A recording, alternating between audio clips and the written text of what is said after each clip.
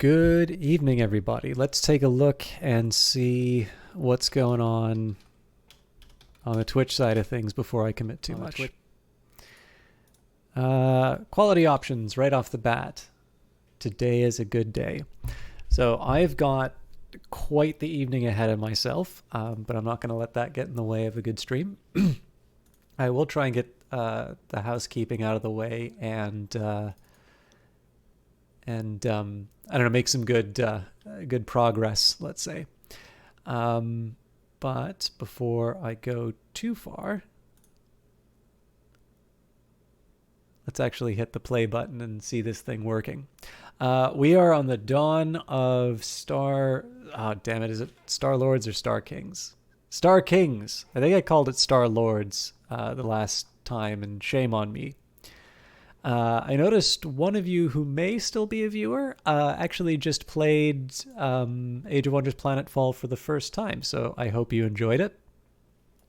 So here are my plans as far as Age of Wonders Planetfall is concerned. I would like very much to finish at least the Amazon campaign before moving any further. Now, while it was not my intention, it does appear to me that I have been given the season pass as part of getting invasions, which means technically, so this is the challenge. Oh, interesting.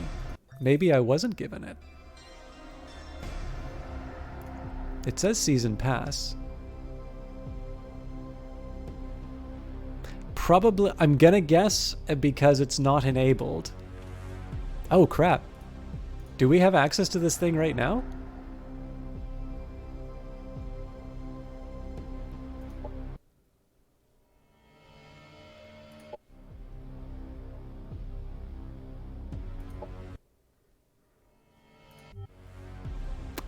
I wasn't planning on this. But it says the thing's not available until the 10th. What's going on here? Okay, let me just take a quick minute. Star Kings follows the story of a new race, the Oathbound, on their quest to regain the Grail configuration from the heart of Star Union space in order to create a new galactic empire. Star Kings will release on all... Okay, let's take a look at the dev diary. Sorry, I've been thrown for a loop here. Oh, crap. Sorry, I've got... I'm going to have like 100 browser windows open all at once, and this is going to be a little bit of a pain to deal with. Let's take a look and see what the dev diary says before I go too far into the details. Anyways, yeah, so here's the challenge, right?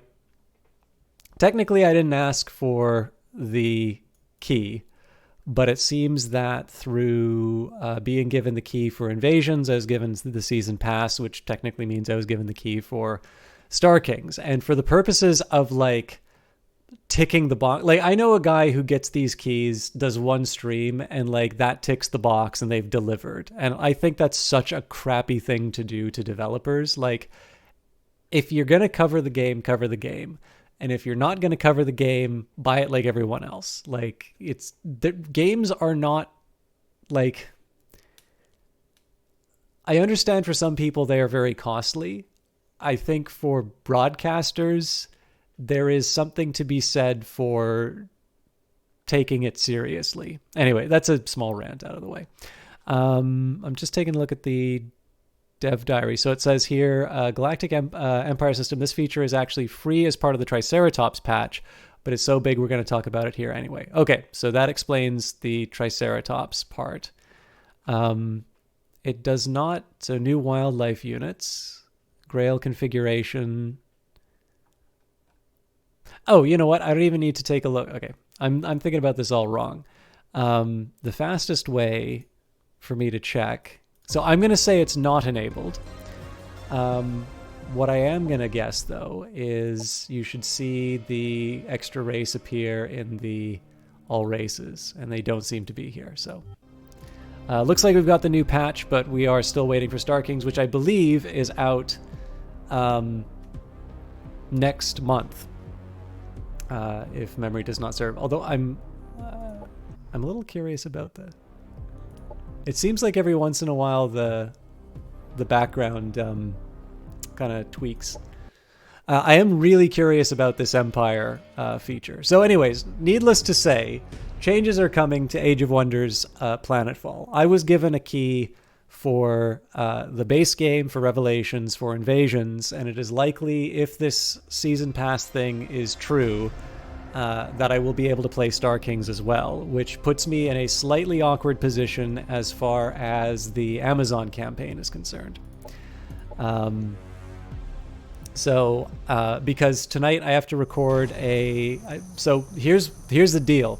I need to record an episode of Morrowind tonight, which means that if I finish on time at 10 o'clock, I'll be able to wrap up my computer time at 1 in the morning, and I'm going to be all like wound up from broadcasting and staring at blue light for 6 hours on end.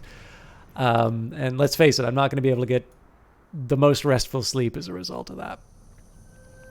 So this is the challenge that I run into, because of course this DLC is being released tomorrow. And then so if I don't get this done on time, I'm going to have to decide, do I want to do the Star Kings content, or do I want to do the Amazon first? Or, lots of things. I suppose the biggest thing for me is that technically I don't have the same obligations that I did before to do Star Kings, because I didn't ask for it. But personally, I also kind of think if I'd been given the option, I would have asked for it. So maybe it would be a good thing to cover it as I would have on another time, which usually means doing a special stream and whatnot. But I can render it a moot point if I just get this part of the campaign done. Then I'll have a clean slate. We can move into some of the new features, and I'll be able to check them out. Thank you, Alien. I must confess I've not actually played the new Deus Ex, but I do know who that is. And welcome. I know it's a little early, but let me get this out of the way because I forgot last time. Guys, Night Valian has been a streamer who I've had the pleasure of catching after Lucifer Within Us. I don't know if you've noticed, but Victoria is now working on Among Us. So Night Valian was playing Lucifer Within Us by Kid Fox Games. He had very kind things to say about the former communications director for Kit Fox, Victoria Tran. If you're not following her on Twitter, she's a wonderful follow, the V Tran. And I think she's going to do exceptionally well for the Among Us team, who obviously is dealing with a sudden influx of... sorry, I just got to ban someone. A sudden influx of new players. So lots of things happening, lots of things playing. So this also brings me to the plans for the oncoming week. Again, I'll try not to go any more than 10 minutes over this, although I probably should have said that 8 minutes ago. They could use the help. Okay, so yeah, this is just it. I don't really play Among Us, but it'll be interesting. Let's say the least. My general plans for the week. We finished Mass Effect on Friday in something like a 9-hour stream. I actually quite like the ending of Mass Effect 3. It does seem that there was an announcement on November 7th, so it seems that not only is there a Legendary Edition coming out, there is an indication that it might actually be redone in the Frostbite engine, which means they're really going hard on that. I'm very excited by that prospect. But they also teased that they are creating a new sequel. So shout out to everybody who said that BioWare was going to be closed because of Anthem. Anthem 2.0 is about to come out. We're going to get a remade Mass Effect. We're going to get a Mass Effect sequel. And,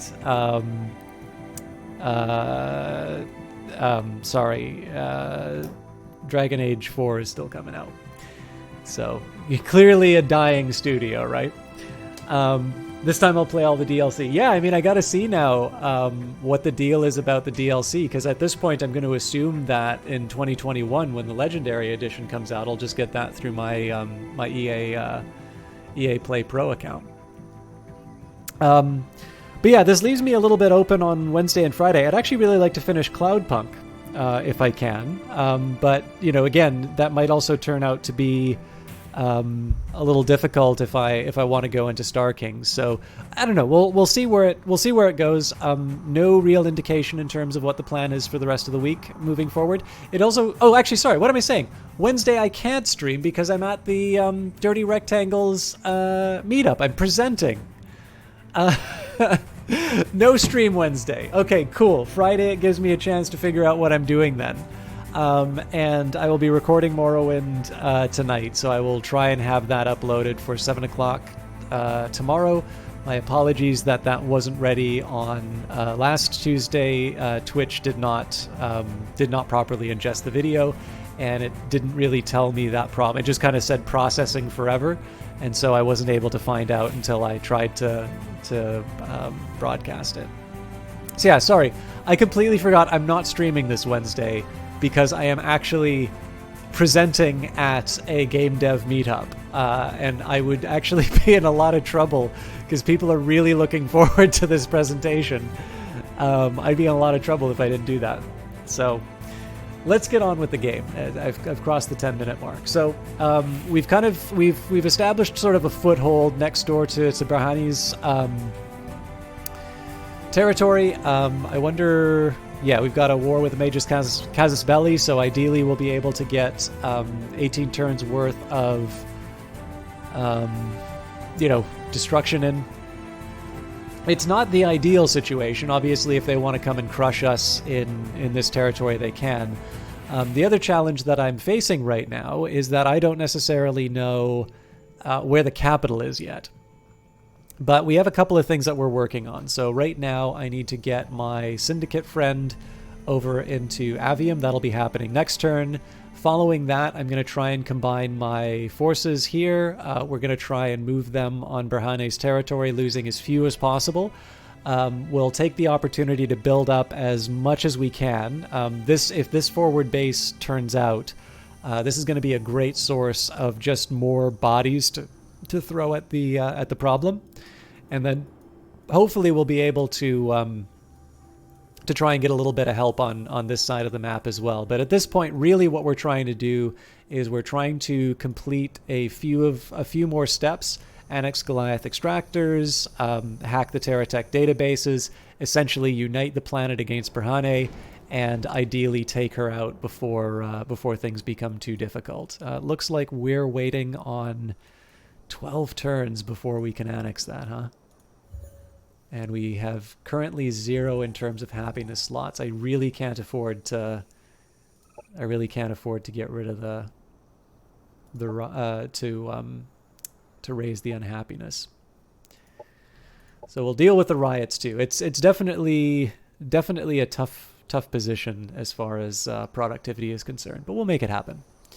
So operations primed and ready. Say no. Well, let's steal another batch of maps.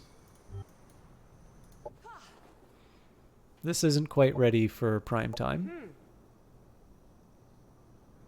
Dido, on the other hand. Dido's a bit of a conundrum.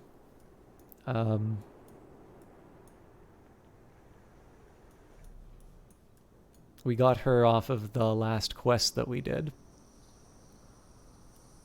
But I'm not entirely sure how I'm going to be able to get her all that many units to go into battle with. I mean, maybe the sensible thing at this point is to just move this stack. It's not like we're going to be building any new units anytime soon, so maybe what we should be doing is let's just get our forces in there, and this will sort of be a little bit of a slush group. And here we kind of need to wait. I was under the impression that I'd be able to make the move on here, but I wasn't quite paying attention with Dima, so.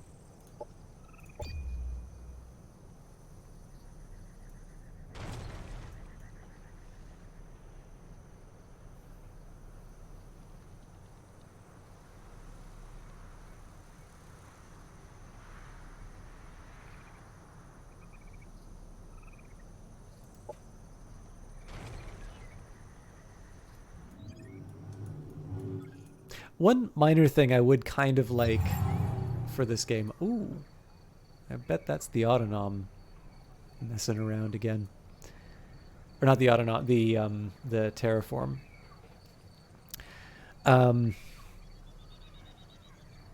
One thing that would be kind of nice is if the game was a little bit better at identifying like what's happening, if it would sort of move, because you can see all the delays that come from the AI taking its moves, but you kind of need to go and find what's happening.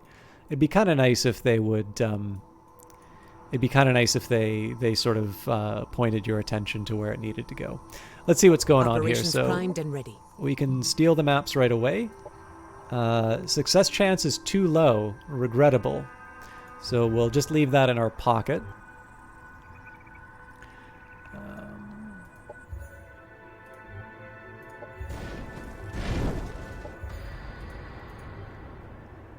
All right, so we've got a bunch of units with low morale. I'm assuming it's all inside this area because of the abyssal tear. Am I willing to... You know what? Yes, it's possible that I'm just making this all the more attractive for my sort of my allies to steal, but I'd rather minimize the number of chances for people to defect.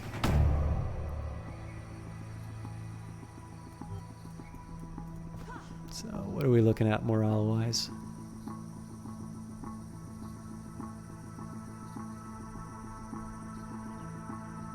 233. And that's an average. There's actually a whole bunch at minus 300. So still 5% desertion chance, but that's still not a number I really want to be working with. Let's get these folks up to our base. Now, this was an interesting question. So at some point, we're going to have to get rid of what's going on in Glass Beach. It's clearly not going to happen now, though, so let's just get them into the teleport. Oh, they're not ready to use the teleport station yet. Hopefully this will mean we get the... There we go. Hack the Terratech databanks. Okay, that's going to take a turn. We're going to leave you in place. We'll also... See, it's tempting to go up to the... It's tempting to go up to the base, but I don't want to tip my hand, so I'm actually going to sit on my hands for a little bit. Once I get my main force in place, then I think I can afford to spook them a bit. We've got our botanical gardens. I'm still not quite sure what I want to build here because they're all syndicate units. In fact, if anything, I might want to focus on growth here, just to allow me to annex the Goliath extractions. Production ready. And Dario. Now, Dario's become that much more attractive of a location for extra units. For instance, we can start building the Bombardon. So while we're at it, let's take a minute here and see if we can make something a little more impressive. So the Bombardon's got bioweapons. That's kind of a specialty for us. So we could do the acidic composite, we could do the infusion tonic, which is still just 10.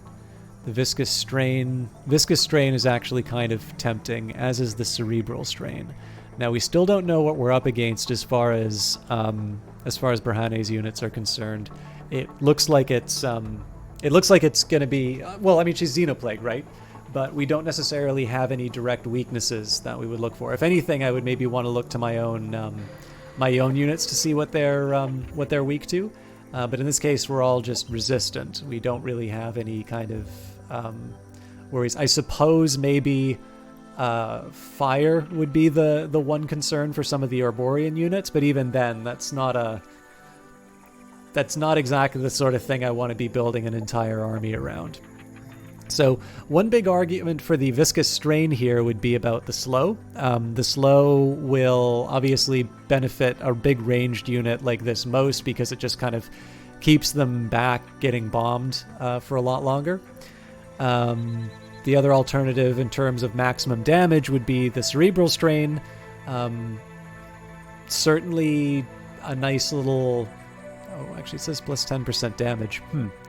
I mean, there is something here when it says plus 10% damage against non-mindless.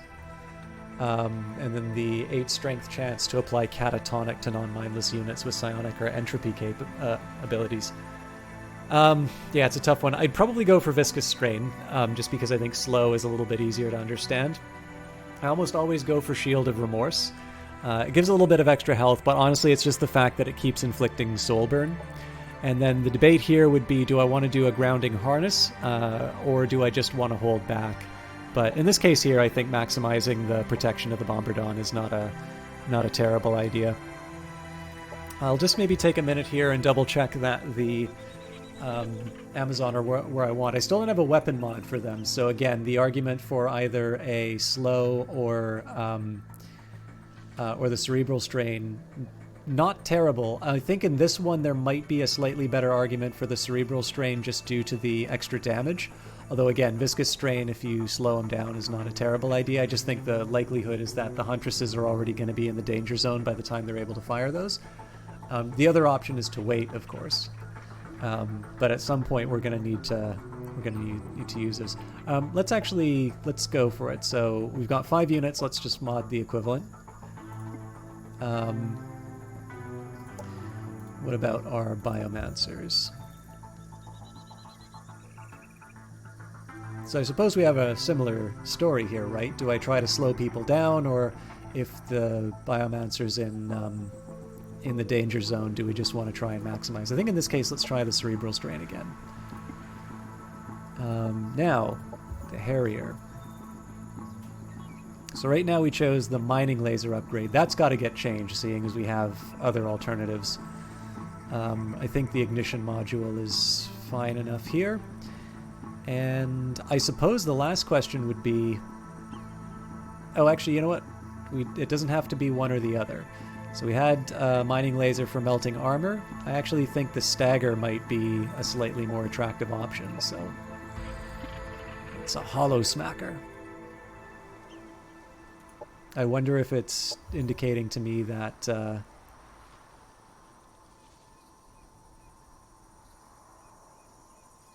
I don't know if that... No, that red's because it's a laser weapon, not because there's more than one. Okay. Do I have any Shrikes in the army anymore? I'll just take a minute to draft a little something. So we've got the laser repeater. I think we want to do the same story there, but we'll start with the Shield of Remorse. Say... Yeah, I actually think I'm going to do the same story. Hard, light, and... Okay, we do have equivalent units. So this is pretty much going to empty my treasury, but I don't mind that. Okay, the Lancer. Here I can choose the Ignition module or the Searing module. Both will give me the 20%. So the question is, do I want to knock down shields, or do I want to... You know what? I think here the Ignition makes a little bit more sense because I'm going to be ignoring shields with my melee anyway. We've already worked on the Bombardon. I may not have the resources to work on my Soldier Bees, so let's just make sure I don't have anything else. Looks like... Oh, no, the Lightbringer is the only... Oh, and the Arborean. Okay, well, let's deal with the Arborean Sentinel. Similar story. I think in this case it's just a question of what kind of laser ability I want. Stagger is kind of impressive, and there is something to be said about giving it some extra shields. The question is, do I want that at the expense of, say, better overall damage? And here I am actually kind of inclined towards going for Ignition. So finally, let's move on to the Lightbringer. So this thing's already enlightened. We don't necessarily need to give it, give it either of these. I think the other thing that's interesting is it's all, it's all flame, but it's not, like they're not ranged flame. So I suppose I can give them poison glands.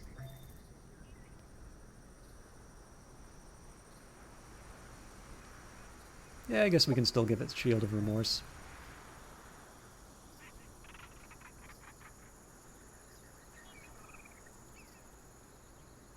I guess the question is, do I go for Tenets of Tranquility or not? We'll run with it. I may have to change that later, though. So I shouldn't be going to war with any of my units right now. Like I said, we just emptied the treasury, but we do also have some pretty strong... we do have some pretty strong units to bring against the enemy now, which is good. And it doesn't look like we're building any units yet, which is also good. Gives me a little time to build things up. Oh, hang on. I did say I was going to see if I could improve my bees at all. So, first step would be poison glands. Oh, actually, I guess I just get one offensive mod each, so maybe I would want to give them cerebral strain instead, but I don't have the cosmite for it. Okay, we're going to hold back then. 6 units with low morale. Oh, right, because they're converting. Happiness event in colony. All right, I'm a little nervous about this, so... Now, it's November 9th. I am a little nervous about this, and the reason for it is... I was waiting until I ran into Berhane before I was going to do all my upgrades. The thing is that if I keep waiting too long, I'm going to have to do these upgrades at a time when I want to be getting the invasion done. So at this point I sort of said, okay, well this is the best I can go with. This is my best guess in terms of what I'm going to be going up against. This could blow up in my face. Or alternatively, I've gotten the pain point out of the way as early as possible. And now I'm going to be able to start taking advantage of some pretty strong units in order to basically just make my enemy miserable. We'll see whether or not it turns out.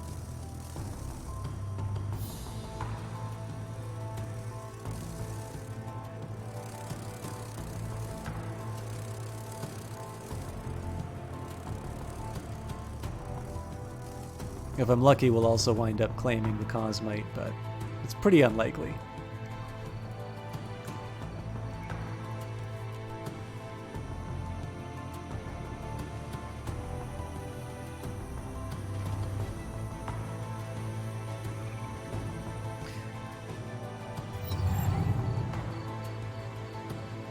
I returned, and I was successful in my mission. Here is the data you required. Nice doing business with you, Mahina Wateka of the Amazons. Thank you, Syndicate Agent. Perhaps we'll barter again in the markets of the future. Jikuku Kosrax, I have returned to you with proof of this planet's nature. This is not Zakir Ko. I am sorry that you were led astray by the criminal Berhane. We were sent here to hunt her down and to bring her to justice. We could use your help. Ha! Silly meat thing. I do not believe you. Give me the data slate. This isn't Zakir Ko. This is Avium SK-51. You are correct. Berhane lied to us. She used us and killed our hope. The swarm will tear her to pieces and devour every last remnant of her being. To war, my colony! To war! I can't help but feel a measure of pity for these Kirko, but at least their rage will be directed against someone who actually deserves it. Objective completed. Okay, that's good that we got a little extra cosmite.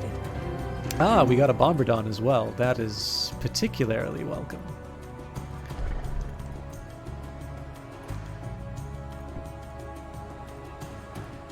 So again, we'll assemble the troops if we can.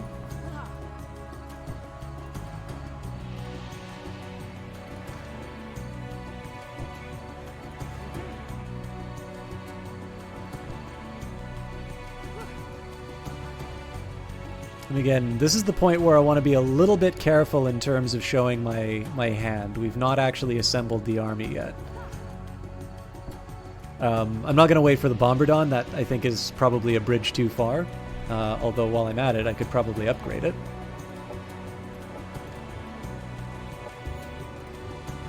Production ready. Okay, we've got more... Well, we've got an elite base, but of course we don't have any of the syndicate tech, so that's not really going to matter.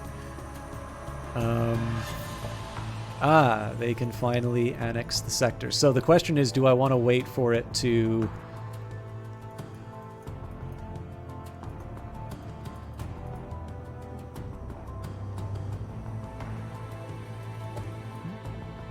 Oh, Destineth, okay.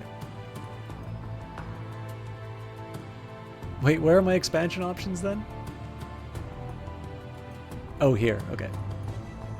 So realistically, what are we looking at? I mean, I can kind of put this, well, I won't really be putting the screws to my ally because this is kind of already accounted for.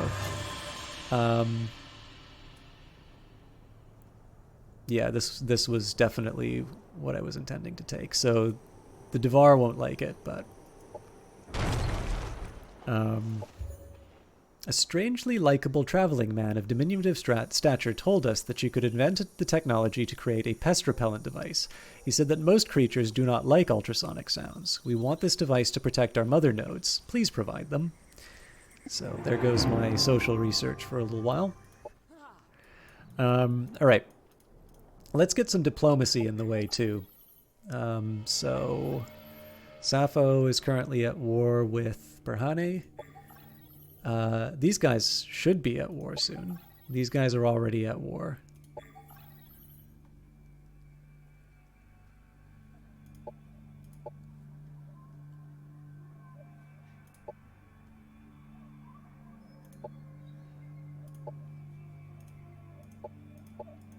I thought I had, you know what, I'll just settle with them being mad. It's a defensive pact, but not a full alliance. I gotta make them like me more. And they're not gonna like me for, okay, well, you know what, I think I'm just gonna have to accept the fact that things aren't quite as rosy as they should be. Let's offer that defensive pact. Let's try and get things a little bit cozier with them. If I can pull off the orbital relay agreement, so much the better. Beautiful. A new treaty was formed. Review. Oh, sorry. Your proposal is very welcome. We think alike. Improving our diplomatic state was the right thing to do. Okay, so with that in mind, seeing as we are going to have a little bit of a frustration with the Devar, let's try and go for the open relay agreement to at least build a little bit of trust.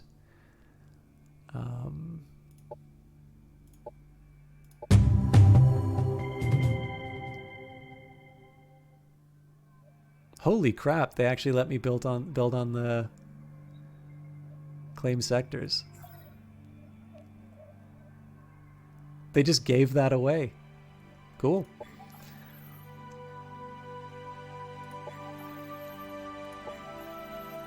So again, they still don't like me enough. I suspect the Kirko will, but we just became defensive allies, so. Alright, let's see where this goes. Production ready.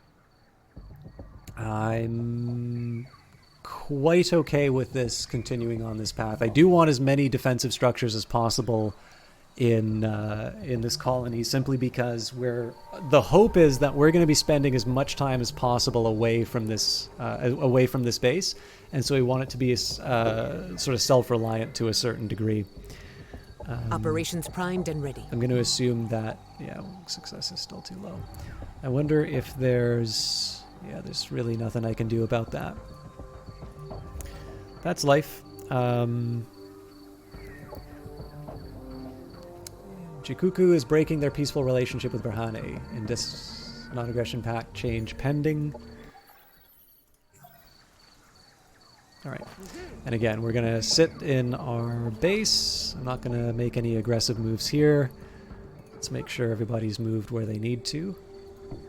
I'm actually going to move the full stacks a little bit closer to the action. And then the trio.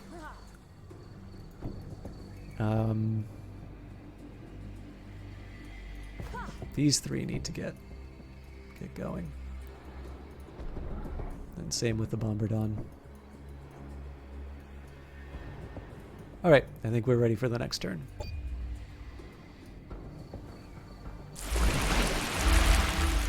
Okay, so that we know there's a stack of units there then.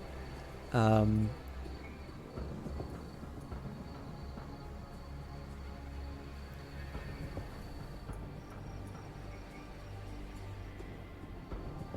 a little curious what we're up against.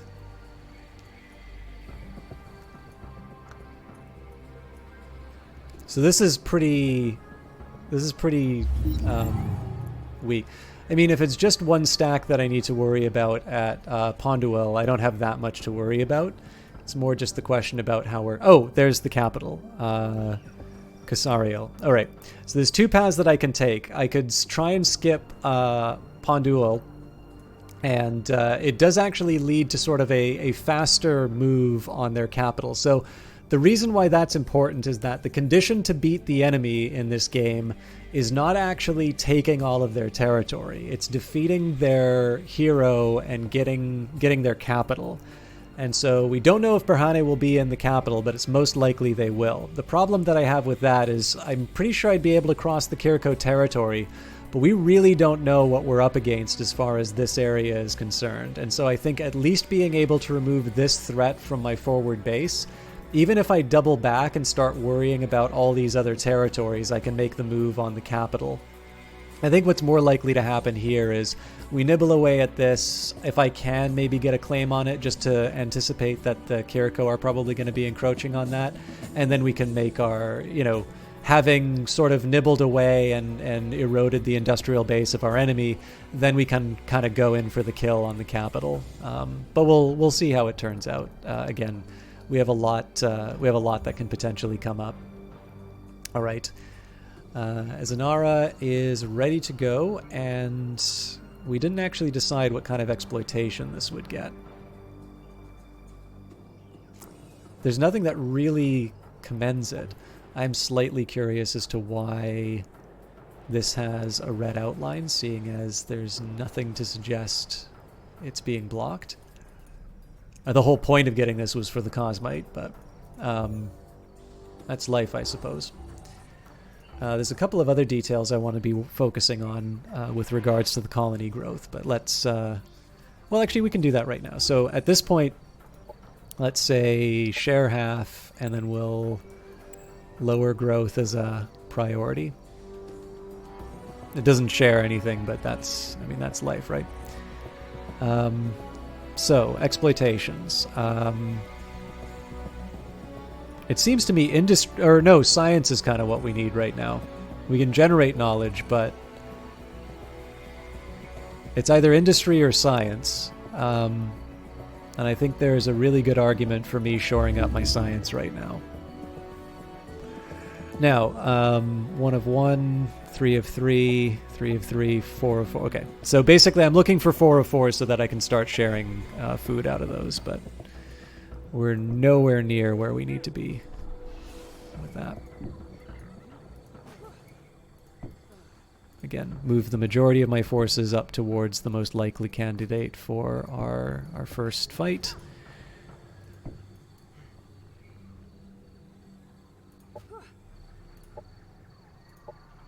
Okay, we got the war we wanted.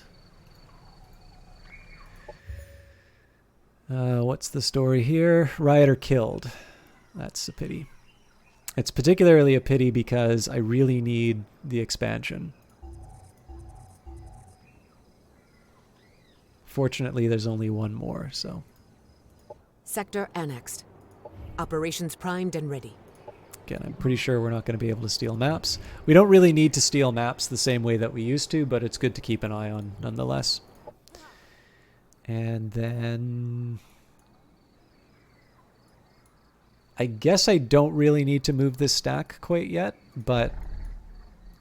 Well, I don't know. Maybe the Bombardon will be ready. They'll be a slow bunch, but it is going to be taking us a while to go after the capital anyway.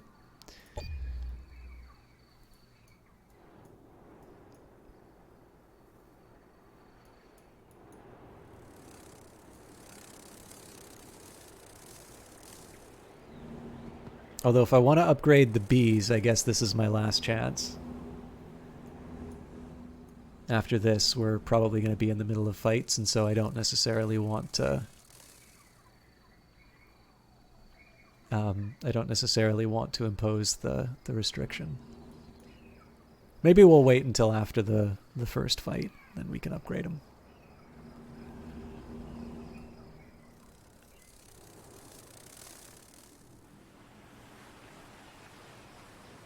The real shame here is I actually had a pretty clear plan for a navy this time around, and the circumstances just pulled me away from that ideal. I do feel a little sad about it, though. Not as sad as my science, though. I really need to shore up that science. If there's an argument for taking more territory, it would be to get my science Objective completed. science up. We thank you for your generosity and ingenuity. You are truly a master of this world and blessed by Sonoril. Please accept our bounty. Okay, so again, we've got more influence than what we know to do with. I think just going straight with the growth, hang on. Please activate your trading protocols. No special. So, I mean, it would be nice to get the extra relationship from the purchases, but I don't really need sentinels right now. I do actually need the growth are really good for sort of flying units, which are kind of helpful. So if I'm going to be buying things with influence, the growth is definitely an appeal. Okay. So I can buy the Verdant Growth Doctrine Operation. Each food sector now provides an additional 15. It's very hard for me to see me actually using this, but I think in this case I'll buy it just for... I think I'll just buy it for the sake of saying that I got it. And the question now is, do I want to use these remaining... Oh, you know what? Let's do Regeneration and Euphoric Spores. So that leaves me kind of short on influence. I think I'm going to hold back for now. But... now we can really start playing around with some interesting units. All right, Safo Tori would like 20 energy in exchange for 2 Cosmite. I think I can handle that, seeing as that's just a month's income. Okay, Safo's again beating up on Marauders. It's not necessarily bad, but it would be nice if we could focus our energies elsewhere. I will take this extra hero, but it is going to require a little bit more money. How you doing, Angry Cat? Perhane has sent a message. Incoming communication. You infuriating whelp. I should have exterminated you long ago. Your resistance has worn down my assault in the most frustrating way, and I fear that I will have to abandon this war soon. Interesting. I've never had an AI sort of communicate its weakness or try to bring in peace as often as this one. How's life with you, Angry Cat? 365th of their name. So I'll accept it, but I may not actually like do anything. And you know what? I just don't have the heart. I am actually going to combine them. So this will take a while for everybody to get into position, but I think at this point, let's see what we're up against. We may not necessarily quite be ready to... Yeah, so it's not trivial, right? They're using some nasty looking Xenoplague units.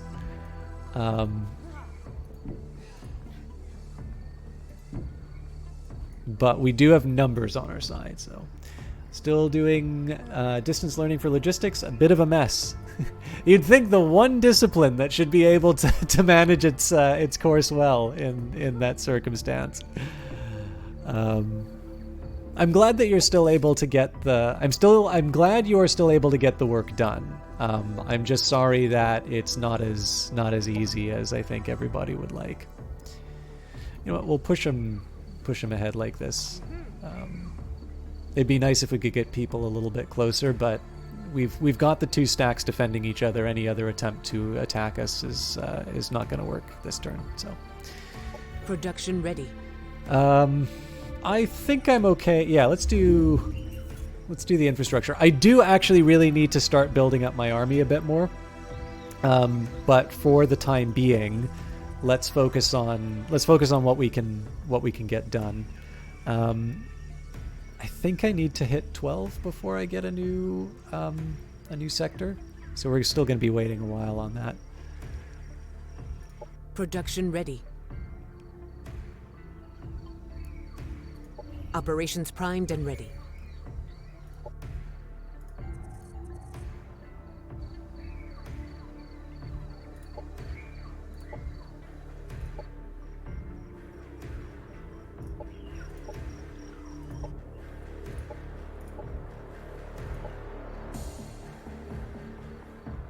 we got some rioting problems. I think it's fair to say.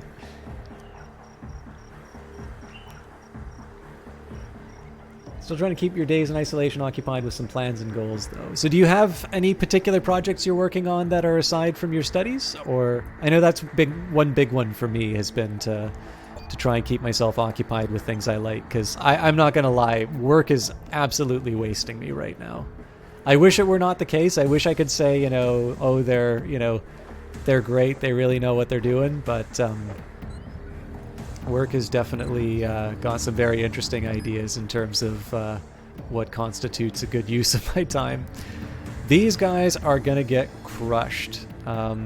They sort of have the forces required. I have no idea why they're not on the front line after declaring war, but I'm probably going to have to bail them out over here. I do definitely prefer the idea of clearing them out here, though. I probably shouldn't have my forces so narrowly focused. But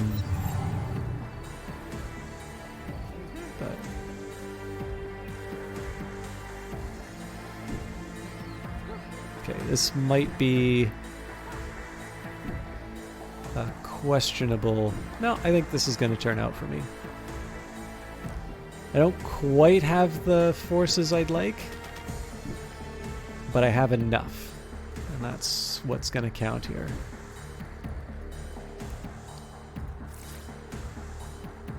So I was kind of debating as to whether or not I would want to. I was kind of debating about whether or not I'd want to make my move on these guys right away. I've pretty much got my question answered. So let's just in case I really blow this.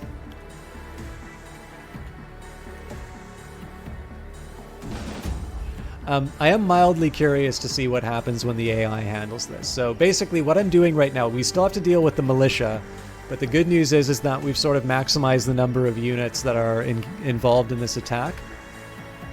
I am actually a little curious, so if I do the auto combat, I want to see what the AI pulls off. I will do this fight, but... so we lost 2 Bs. Oh wow, we actually lost our entire flying corps. The bulk of the forces are doing okay, actually, but yeah, we're going to retry that. I feel like we can do better. Exercise, hobbies, studies, and attempts at writing. What do you like to write, Angry Cat? Okay, so we've got laser beams, which I want to be a little careful about, but... And before I actually start making my moves, I'm going to take the time to see exactly what we're up against, because there are definitely going to be some cases where some units are a little bit better suited to the fight than others. There is actually one approach I'm considering, which will completely ignore these units to the side here, and instead we're going to focus right up on this side, and then we'll sort of take them out at our leisure. So, first up, Plague Lord. Specimen T-23, affectionately known in the Xenolab as Plague Lord, has an impressive array of deadly attacks. It has launched a tree-sized spike into an armored tank with devastating effectiveness. The testers activating the target were infected with Xenoplague. Its savage strength enables it to launch lethal tentacle spikes at flying enemies with deadly accuracy. The Plague Lord's controls over infected Fallen allow it to animate expired enemies. With a simple inoculation of training serum and 32 million credits, you can unveil this terrifying new weapon at your next military engagement. Dr. Terrence Weiss, RV3488M, Xenoplague Weapons Mastery. Hoping to learn short from horror, reading Lovecraft and Poe made you want to try it. That's really cool. I've really sort of lost my skill. I used to be okay at doing fiction, but I really feel like I've sort of lost that impulse, and I've really been focusing a lot on nonfiction, which I don't necessarily think is bad. I think you can get a lot of satisfaction about through covering things from life. But I do sort of miss it a little bit. I particularly liked writing funny stories, and it would be nice if I had my funny bone back. I mean, other than like just general, horsing around. That's never going to go away. But Okay, so let's just double check where we're at with the reanimation spore, because I think there's a limit. Reanimate friendly dead xenoplague unit using a concentrated bundle of parasitic spores. All right, so I guess the trick here is there is a question in terms of what counts as a xenoplague unit. Well, Plague Lord does. Okay. So we've got the Harbinger. So that's Kirko. These guys, from what I understand, are nightmares. When Harbingers come, we'll walk with arms interlocked with arms, or legs, or tentacles. It'll be glorious. They consume the disbelieving and form Kirko children that are perfectly obedient. My wife was a disbeliever, but she's at peace now, reborn as one of them. They can level armies with their will, and at their behest we all fight with the enhanced power of unity its guiding hand gives us, a unity that Kor never achieved. You are afraid now, but when it comes, you'll welcome it. Alright, so... fortunately it is not resistant... Well, it's resistant to all status effects, but it's not necessarily resistant to psi attacks, which I suppose is good. Yes, I made a Not the Bees squad. So let's take a look here. So we've got Psi Torrent, which is a repeating attack, bypasses all armor, applies Broken Mind, and it's anti-air. Vengeful Presence, all friendly units receive 20% additional damage for 2 turns. Guiding Presence, 20% accuracy. Wave of Madness, send forth a Wave of Madness and a cone, dealing psionic damage. I think it might have a shorter range, though. Let's see if we can figure out. Yeah, so basically don't cluster in front of it. Okay. I didn't really take a look at the Plague Lord. So serrated spikes, that is launch serrated spikes from the tips of tentacles that are dripping with infectious liquid. Super Infection, fire an infected spike at the enemy. That requires a full action. That's good to keep in mind. Alright, now, yeah, so this is the funny thing. Beyond the other Plague Lord, I don't think I have to worry about any plague units, which means I can sort of ignore the Plague Lord for a little while. Alternatively, I go hard with my bees, but the worry then is that the laser turrets become a problem. Although wasting 40 health and taking out laser turrets, I don't know if that's the smartest idea.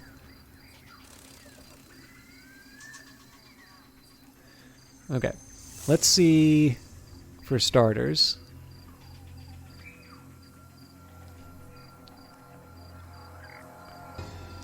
all right, I'm kind of opening myself up for retaliation, but let's see what we can do.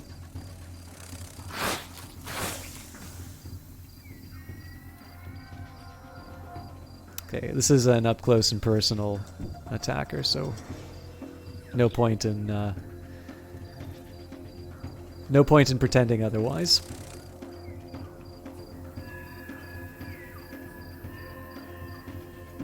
So yeah, the idea here is going to be just to do as much as I can on the Harbinger. It's only going to be chip damage, and I'm going to have to rely on the workers a bit to sort of tidy up the job.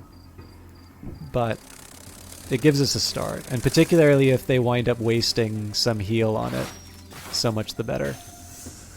I'm starting to get an idea, though, about why the AI lost so many bees, though, because obviously this is not the sort of thing I want weathering a storm from both sides.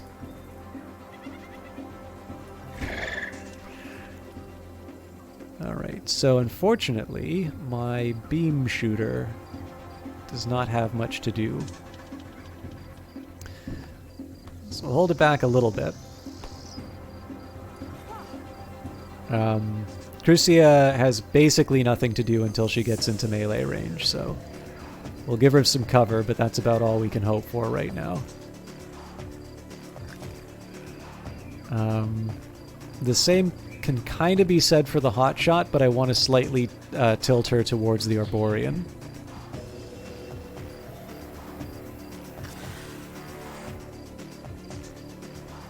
I am really inviting... Now, you know what? I am going to invite the blinding arrows. And the thought process behind that is that they only get to fire those every once in a while. So if that winds up provoking them enough...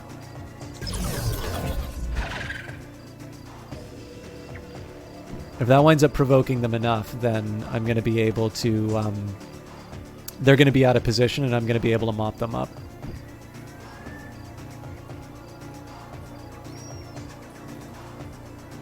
Okay, Huntresses. What are the range on the turrets?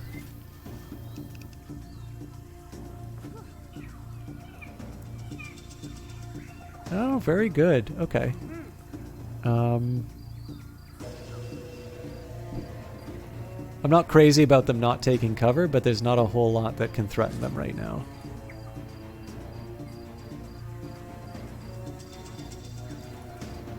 I think here I'm going to get a little bold, but again, I'm sort of hoping we might be able to provoke certain reactions here. What I think I'm going to do with this Arborian, this is less about getting the Arborian in position, so much as it is setting her up for defense from the consequences of my strategy. And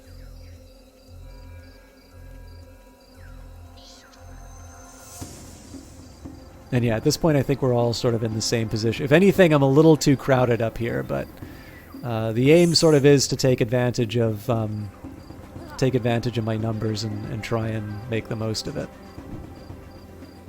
So we'll sort of see how the AI reacts, but at this point I think we'll need to do the best with what we've got. Now if I'm lucky, I'm going to be able to sort of run through here uncontested. That doesn't necessarily mean I completely ignore cover though. So let's get my hot shot where it needs to be first. This is Mahina, this is my commander.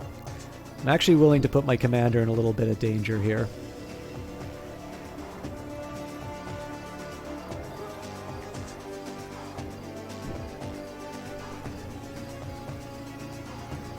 I am, in anticipation, though, going to move the Biomancer up for a quick heal.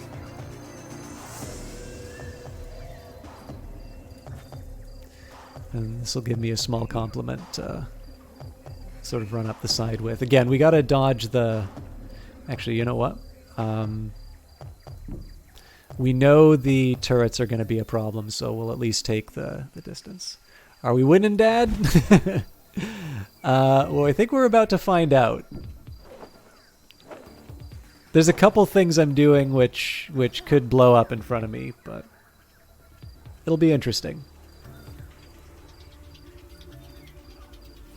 Scrivy, Angry Cat Wowie had no clue. As a fellow lemon muncher, I shall refrain in the future for now. Oh, sorry, I've been saddened to learn that eating whole lemons is bad for the teeth. Their acidic juice wears away the enamels. Okay. Oh, I did not know that. Also, hi, Squiffy. Thank you for your public service announcement. Ooh, those things hurt a lot harder than I thought they would.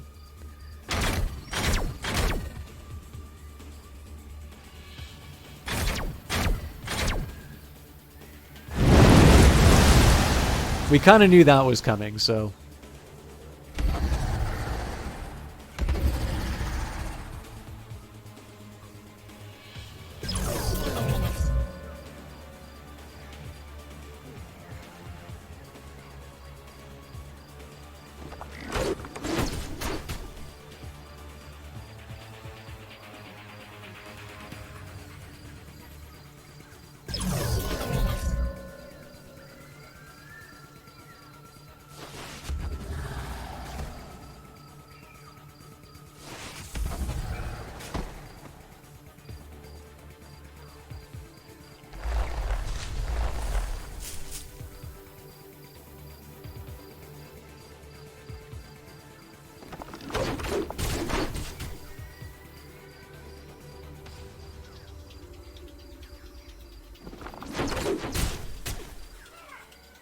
So again, we knew the blinds were coming.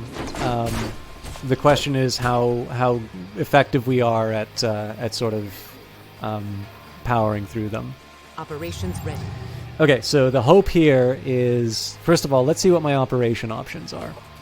We've got Spirit Flash. That's actually kind of tempting because they also have quite a few.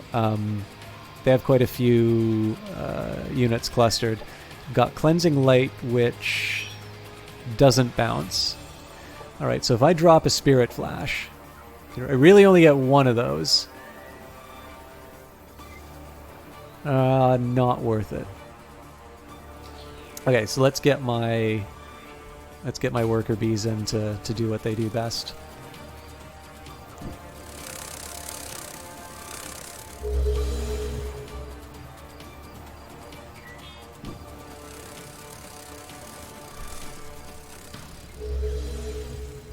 So now we basically need to make it count and do some pretty heavy damage in retaliation.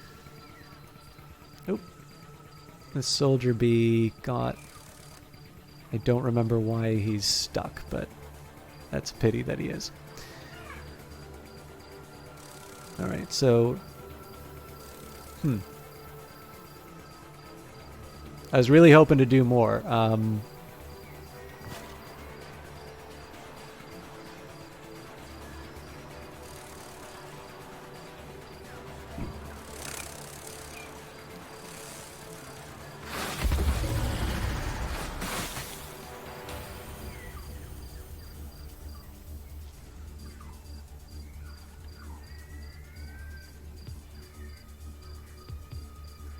So she does open herself to being flanked, but she does deliver a flank on her own.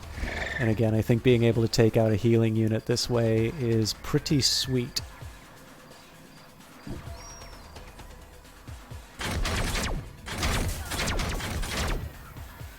I was really hoping we could finish the job on that.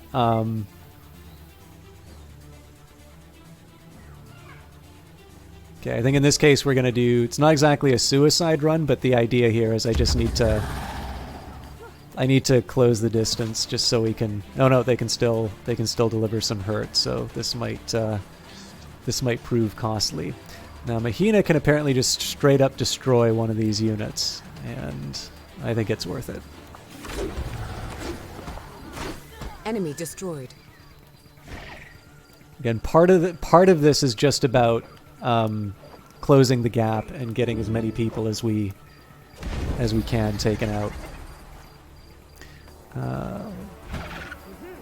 Okay, unfortunately, I don't have a lot of options being caught down like this. But I can move this Huntress up. And now we get to deliver. Enemy eliminated. So it's just one of the Biomancers. There is one more that can start delivering some heals. So I either want to take them out, or I want to eliminate anything that could benefit from heals. One of the plans here is to do as much fire damage as possible on the Arborian.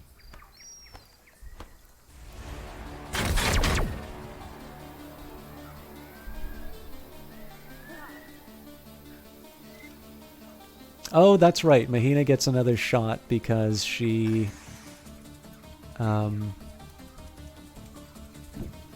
killed something. I just need some chip damage. Good.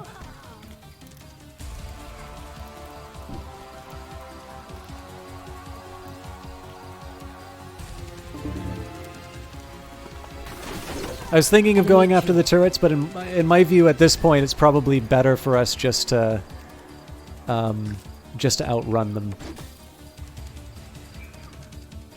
All right, so my Lancer's not going to be able to do that much, but it looks like we do get a pot shot on the... Oh, the Arborian's down. Enemy killed.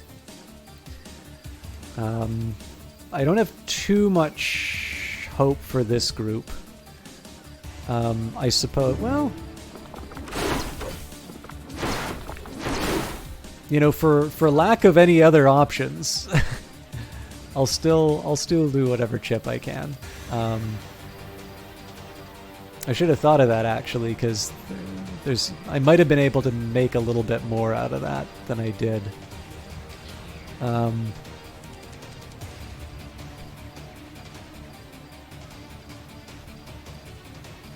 All right, let's risk it. She really shouldn't be participating in combat like this, but yeah. All right, well, I got nothing else to do, so let's bring in my ad.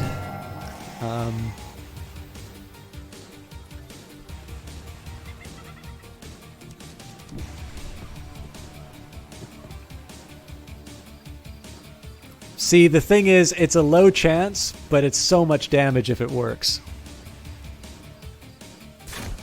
Cool. I mean, a 13 graze is nothing to sneeze at.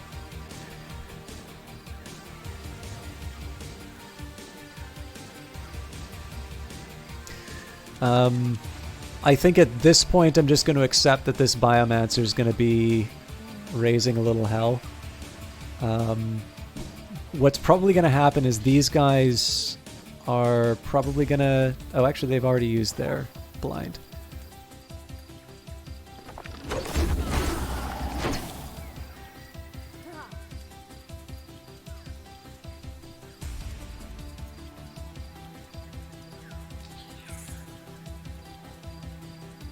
Alright, let's see what the Arborean does.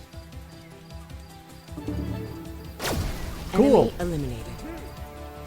It's definitely better than I thought we'd be doing. So is there anybody who's in any kind of immediate danger? I suppose this this Lancer. I'm not quite sure I'm going to be able to make the... Yeah, I don't think I'm going to be able to close the distance to be able to help him out, though. So I can try and put someone to sleep. I think that also has a problem. So what I think I'm going to do instead is I'm actually going to pivot this Biomancer to this side of the battlefield, because I think we're going to start seeing some pretty heavy losses. Overall, I'm actually pretty happy with this position. So, I mean, this has been rolled up like a carpet. What we need to do now... Ooh, actually, I'm pretty sure we just lost this unit. Let's give him a fighting chance with Cleansing Light.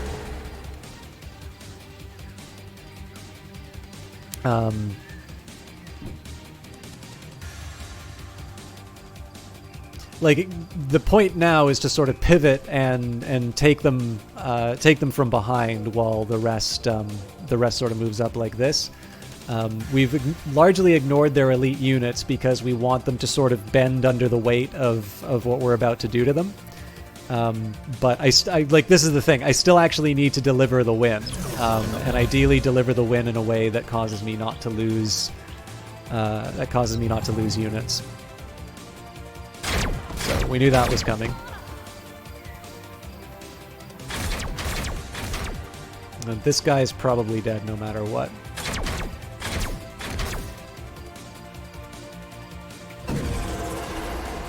Ooh, they're doing extra damage.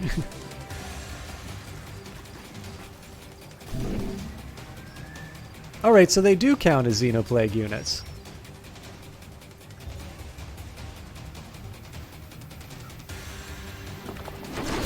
I would have behaved a little differently knowing that, but... Alright, that was a very merciful move on the part of the AI.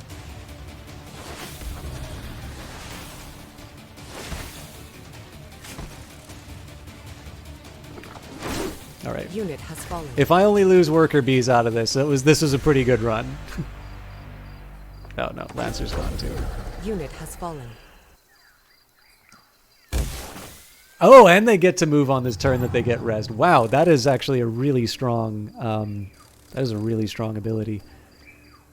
Okay, I think this thing's still blinded. So here's what we're gonna do.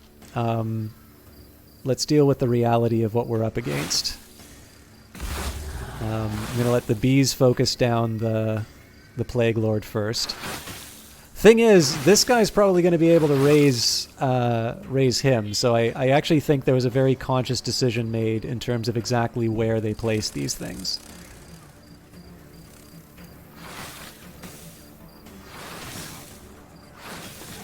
Enemy eliminated. So I suppose my next question is whether or not I feel like I'm going to be able to Yeah, so they're definitely going to be able to raise that thing back. So I either need to stun lock it, or I need kind of a solution that that completely wipes them out. So I've already used my scan. Oh no, here's my answer. I make it go to sleep. How you doing, Starbright Knight? Okay, this is not my favorite placement for this unit, but that just bought me time. So now we're going to take out the Biomancer again. I'm not crazy about having to use the same units all over again, but... Enemy destroyed. I also could stand to be a little more thoughtful about where I'm putting certain units. So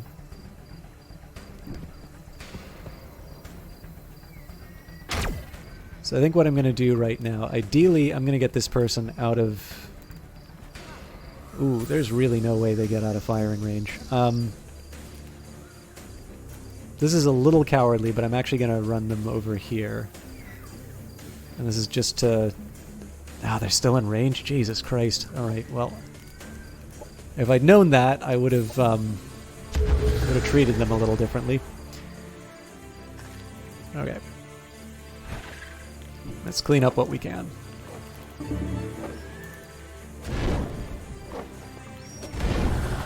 Enemy destroyed.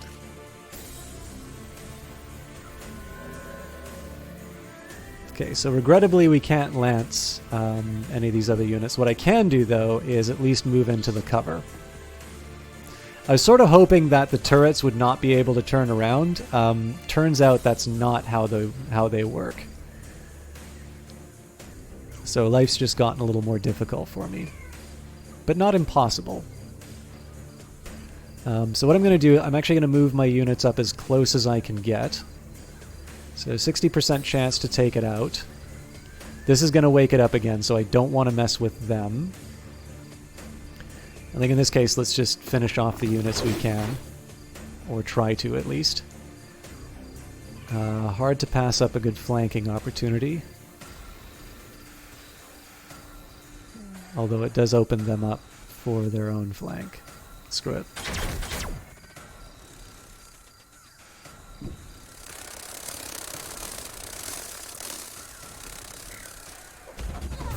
So part of this is really, I need to spread this out. I need to take advantage of my circumstances for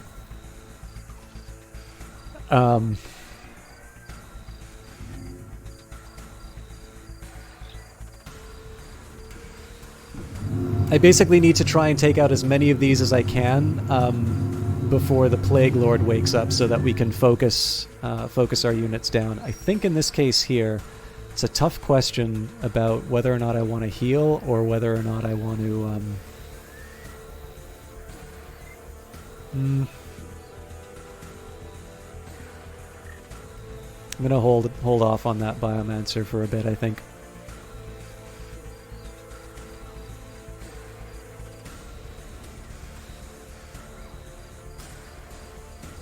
Okay, I might try and take out this Huntress. I want to see what my options are with all the other movement.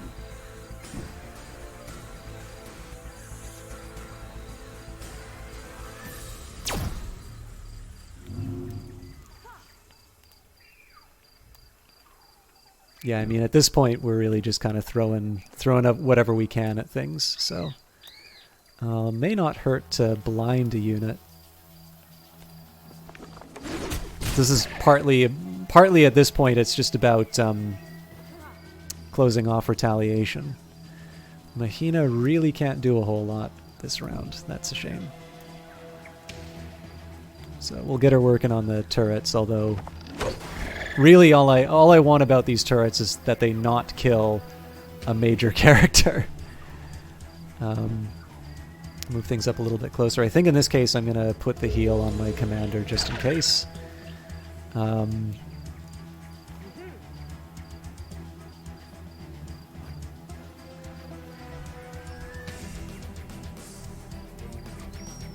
I'm really struggling as to how I use this heal. Because if I see, the thing is, if I use the heal, then I get them out of the binding. But I feel like that heal is better used taking out, or like keeping people from dying. Enemy destroyed. So, circumstances we're in, they've got the Harbinger, which is not nothing. It's a fairly decent anti-air unit. Their Plague Lord is asleep, and then they have 2 Huntresses, one of which is blinded. And the turrets, of course. Okay, that's a shame, but that isn't like an added unit, so...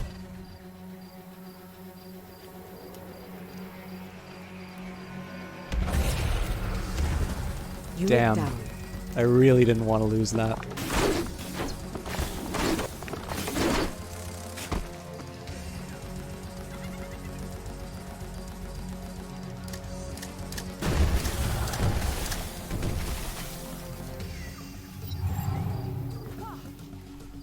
Alright, well, we'll get in nice and close. At this point, kind of the whole left-hand side of the map, I want to move him in as close as possible and deliver as much hurt as possible.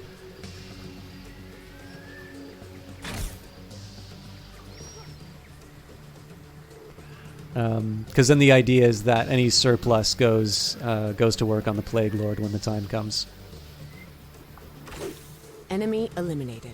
So she also gets a bonus strike. No, she doesn't, because she doesn't have range on anything. All right.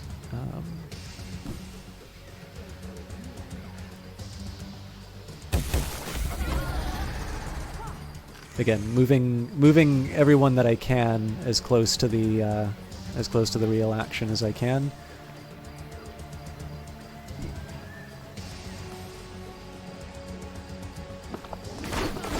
So any surplus Enemy units now are eliminated. going to be spent on turrets.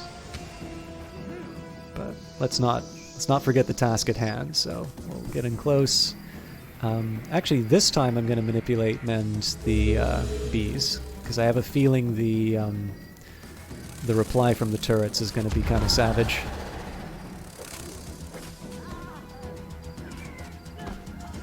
Enemy annihilated.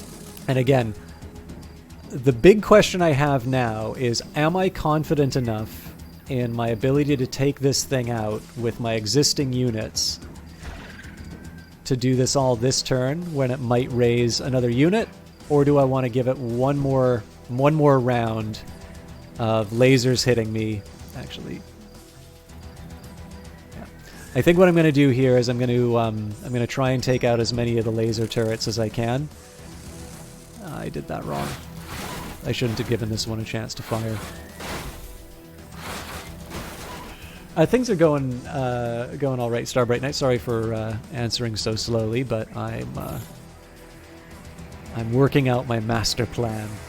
And no problem, Crack Steve. I think you got to see the ending proper. So I think the stuff that you were coming in for, you got to see. I'm gonna blind the turret just to...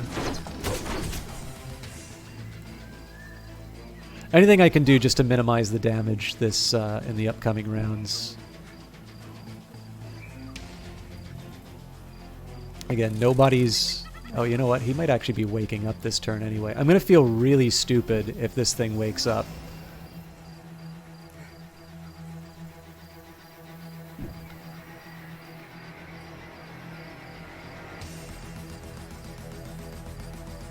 Give it a barbaric yop.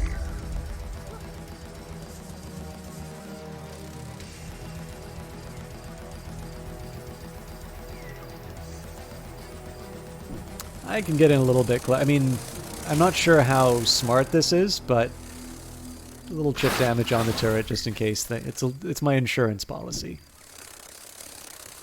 I really liked it.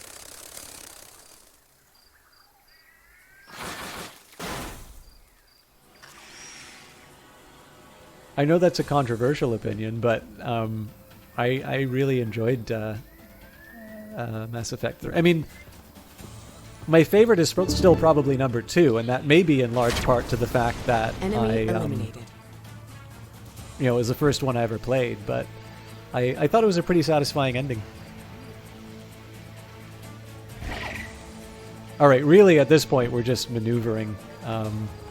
That's not bad, because basically I'm just getting everyone in position for like a full sort of 3-turn beatdown on, or sorry, 3-action beatdown on the bad guy. I think I'm going to save my tactical operations. I'm going to pray this thing doesn't wake up. Cool. Okay, so first things first, heals for as many people as we can deliver.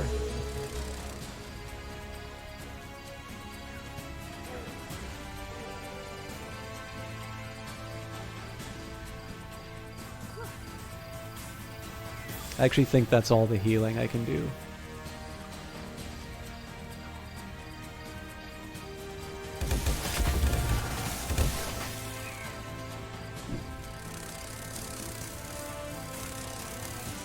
Looking forward to Star Knights, Mecha Knights, yes please. Yeah, I think it's actually Star Kings, yeah.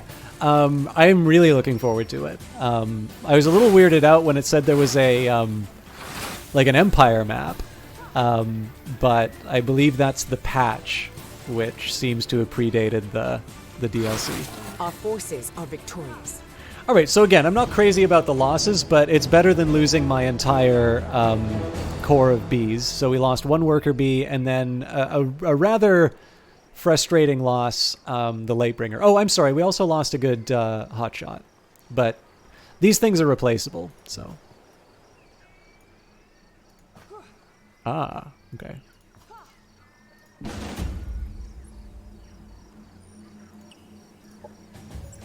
Sorry for not doing that one manually, but...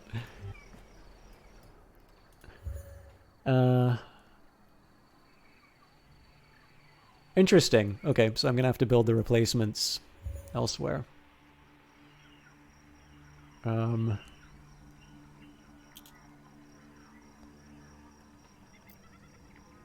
going to slightly adjust the priorities too.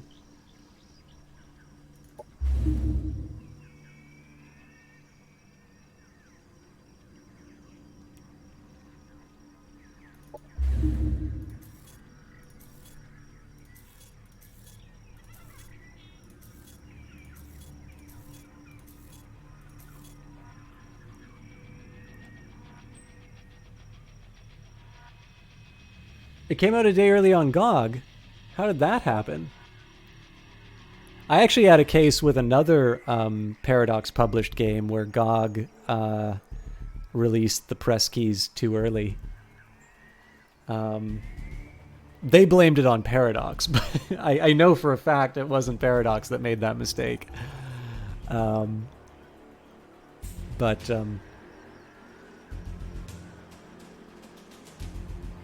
yeah, I don't know. I'm looking forward to it. We'll see what it does. I mean, I'm really trying to take out Berhane before too much happens. We accomplished what we were looking for. So again, it's in this case there's water separating it. So I think at this case, especially because I suspect the Kirko are going to fall here, we can help them recover it. When we recover it, that means we're going to be able to take out Berhane. And at that point, logically, we just go straight to the capital, and that should win it for us. Okay, colony awaits its fate. We will absorb as fun as it would be to raise. We will absorb the colony. I'd love to bring them in, but I don't have the money right now, and that's partly just because of the choices that I made.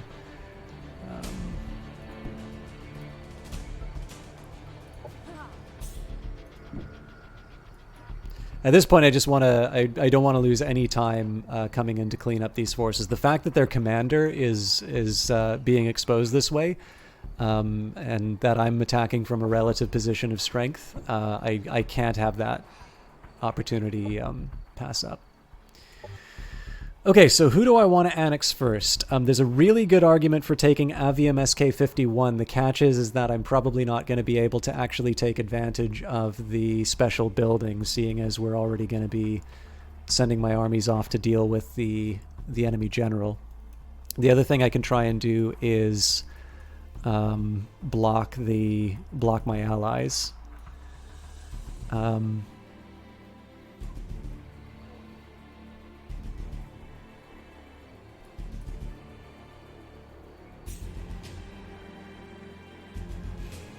I'm still... oh, I can't take it? Guess not.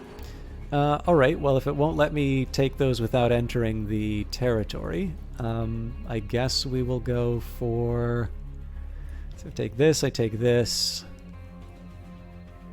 These are roughly equivalent. This gives me a little more diversity and a coastal tile.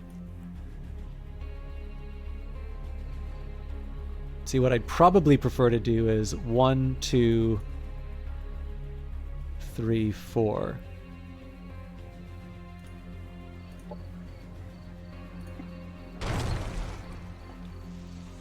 Let's see if we can get the trade deal, or the deal before they get too angry.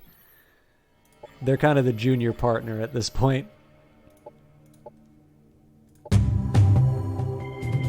have my doubts about this treaty, but I accept the deal.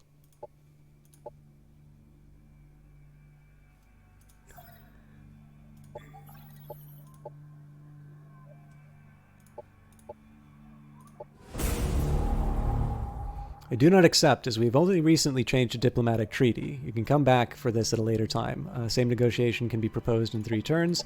I'm curious if I... Okay, so the share intelligence is a different one.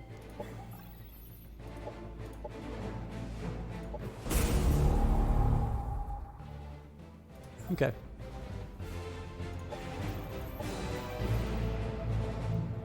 Still don't like me enough. Fair enough. I bet if we got rid of the CBs...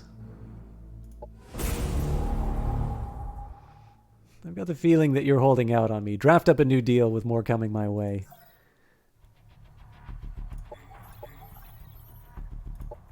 What do you want for them? 320? Go to hell. I've already got the war.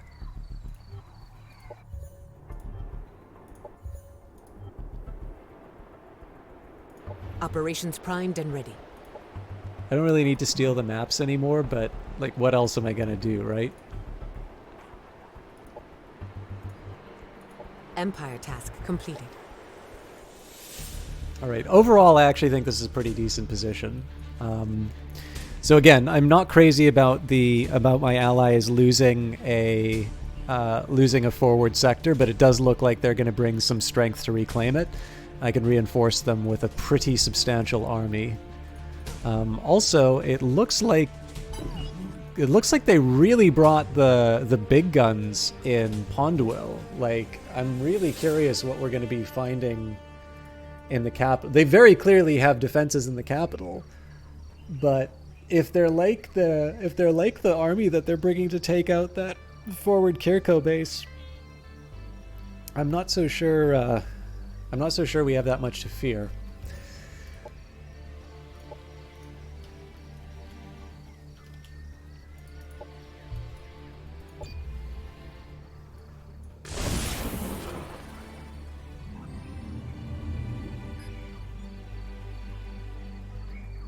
Yeah, well, that's not a surprise. Oh, you know what? Their army probably got bigger because of the Xenoplague.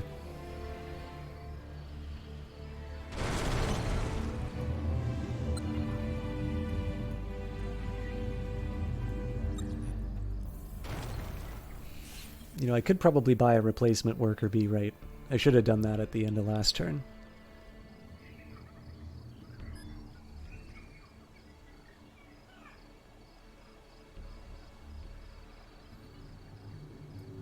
And I'd really like to hire that extra hero, but I think at this point building more units is going to be helpful to me.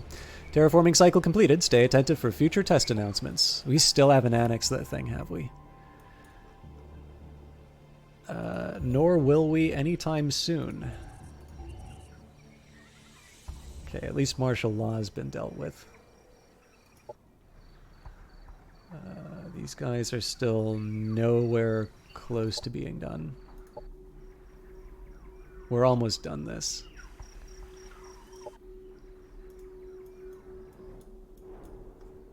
The real shame about this is that I in most circumstances would be I would be willing to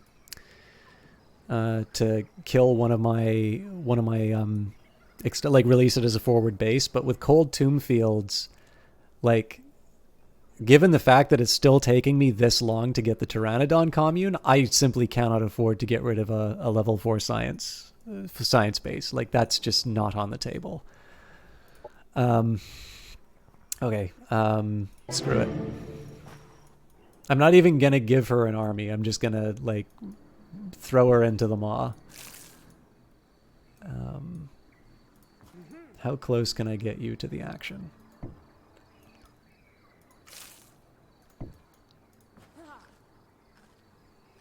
Pretty much past this point, I want my units to be somewhat clustered, but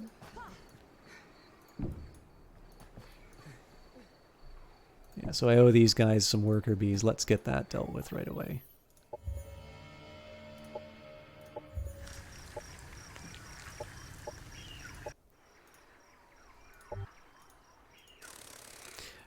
If I have an opportunity to... this is the B unit. That doesn't really matter.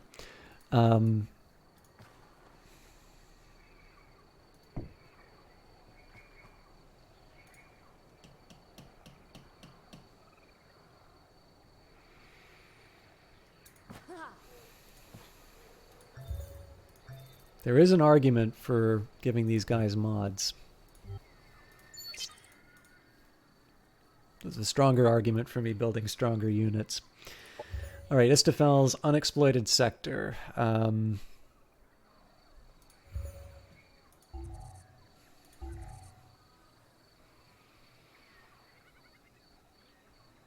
Hello. Didn't think about residential exploitation. So the fact that you can get an extra annexable sector, that is interesting. That must have been in the new... Was it Triceratops is the new patch? I'm going to act like this doesn't exist. So yeah, this is a tricky question. Do I go for the research? The drawback here is that if I go for the research, I'm kind of saying that not only do I need the Pteranodon commune, but I'm somehow going to be able to build this stuff in time, which makes me think that maybe the industrial exploitation is the better call. And we can put that ahead. I think focusing on the military infrastructure is not bad. We are eventually going to have to deal with my population's happiness. Let's see if I can sneak in a specialist training.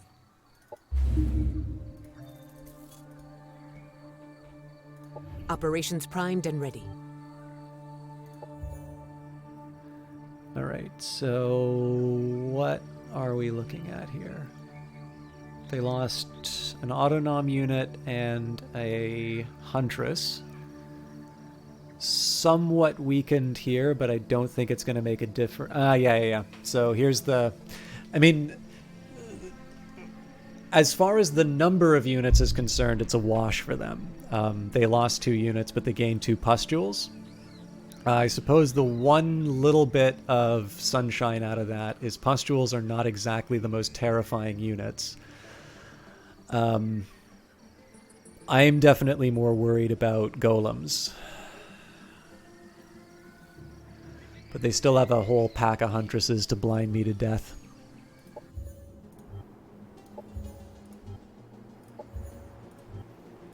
Sector annexed. All right, well, that's a damn shame. I would have preferred not to have the rioter die, but I guess that's life.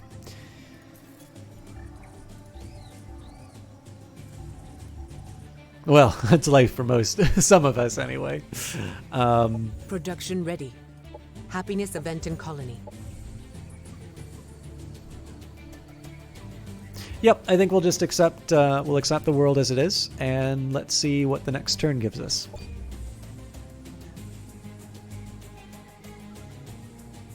I'm most interested in terms of what their movement looks like after taking Hand to Fill.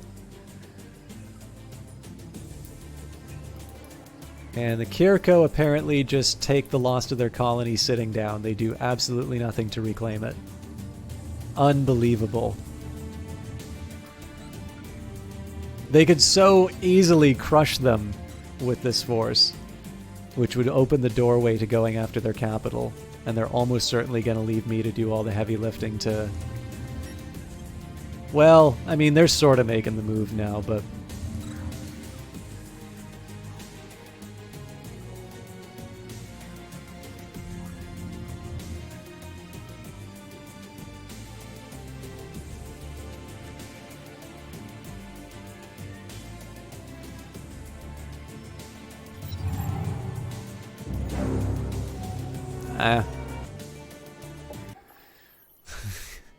A truce and money. Well, we've been given this deal before.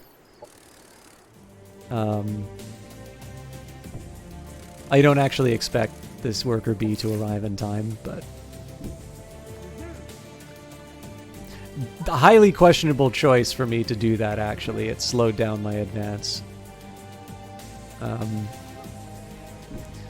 So let's just make sure that we've got a buddy system working here. I can't really afford to get caught out like this.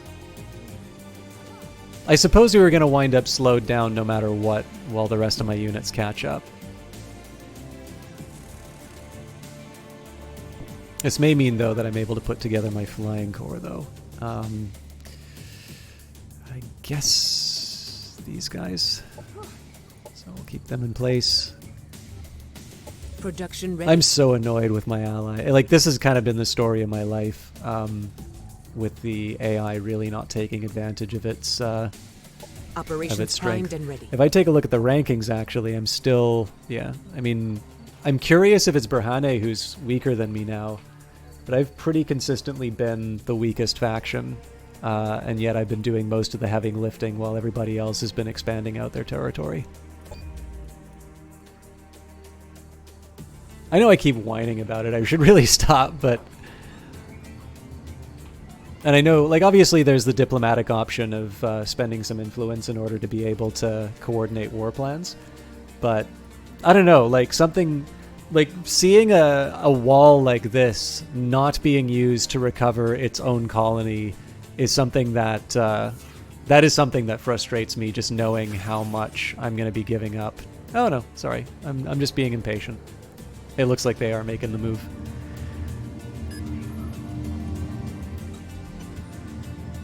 So again, I want to be a little thoughtful in terms of how I approach this. I want to make sure that I've got the full strength of my army.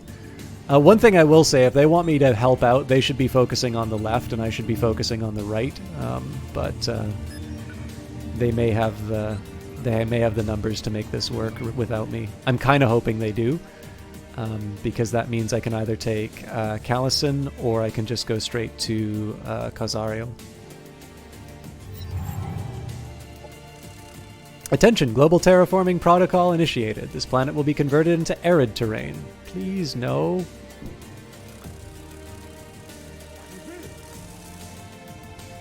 Okay. So here's what I'm going to do. I'm going to move my units close enough. I want to make sure that I've got my little triangles of power to stop any shenanigans as far as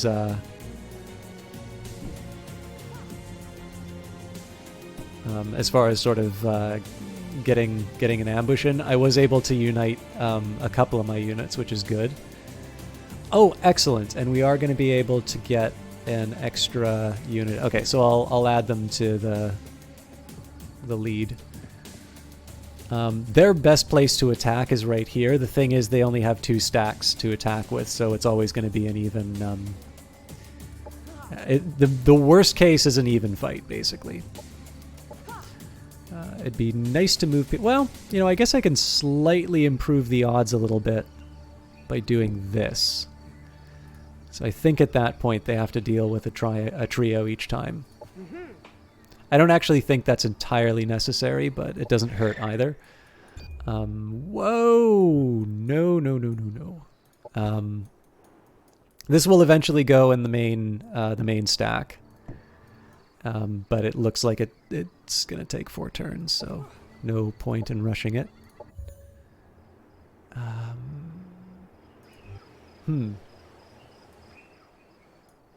Brownie's definitely throwing her weight around. Again, the hope here is that we're able to... We're not trying to conquer the planet. We're trying to kill our enemy. Operations primed and ready. So as long as I keep that target in focus, I have everything that I need to make this happen. I don't know what difficulty setting overall has been set, but I know Berhani's setup is a very, very difficult AI, and it feels like it. Ah, so they do have 2 stacks of 6. Okay, this will be interesting. I really hope the AI pulls this off, because then I can just focus on...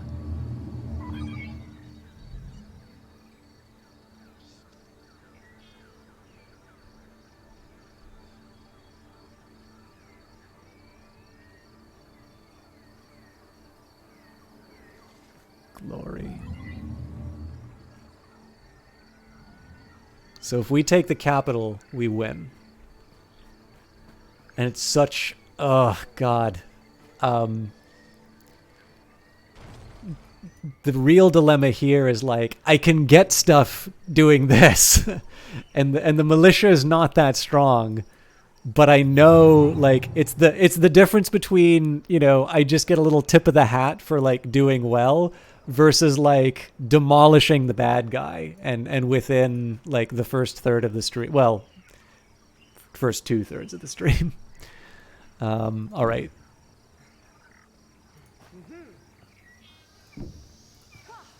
I'm gonna do what I should, not what I want to.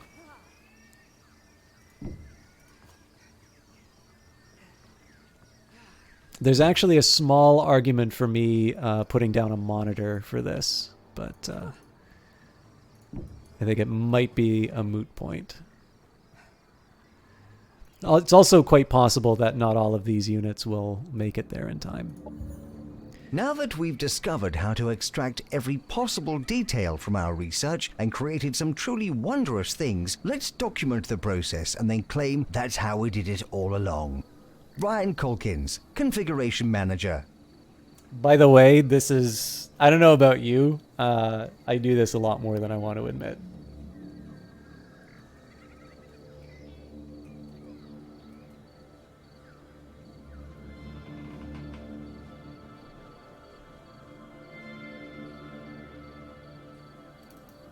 Sorry, guys. I don't normally like working on my own time, but I did just get an email. I wanted to... It's important enough that I want to take a look at it because it's somebody who doesn't actually work at the place that I work and has been really screwed by the way we handle stuff. And I would like to just take a minute and see where they're at.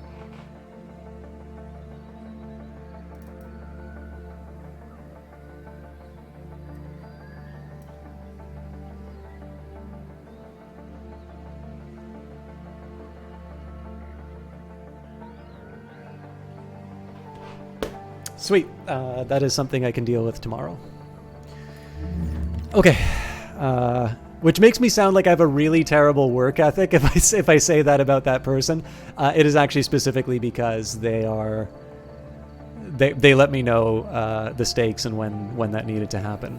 Okay, so I suspect what's happened here is so I haven't read any of the patches. It looks like research and development and anthropologic research have been shifted in the tech tree to being much later, which is going to make for some interesting decisions now. So orbital relay deployment is becoming a lot more attractive. The residential sectors are a really neat idea. I am building some industrial sections, so I think maybe a couple points in production development may not hurt. Orbital relay. Yeah, I really want that. You know what? Let's just do production development because it won't take that long. Okay, let's get you with Berhane's stack if we can. I'm going to have to shuffle people around a little bit, but nothing too dramatic.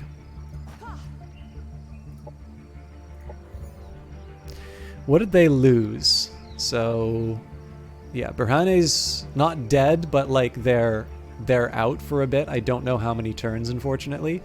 And the AI lost Golem, Sentry, Frenzy, two Sentries. Yeah, I mean, given how badly they got, like, clobbered last time, you know, 3 hired units, 2 core, that are some of the easiest to replace and not necessarily like the most elite troops. That's a pretty decent little... Oh, no, hang on.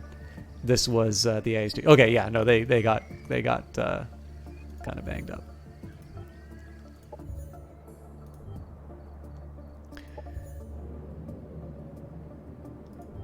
So apparently Yuri's spending more time taking out marauders than defending his territory from the Amazon. I suppose that was one of his more marginal colonies, so it sort of makes sense, but on the other hand, it's also within Kirko territory, so he's really asleep at the switch. I'm actually kind of curious how the AI got there without them paying attention, or maybe they were paying attention and just didn't care. But it's kind of the story of my life as far as my allies are concerned. Okay, I really don't care about the defense towers off the top. I'm much more interested in making sure that the colony is as efficient with science and production as possible. Operations primed and ready. At some point, I do need to consider the repopulation protocol. The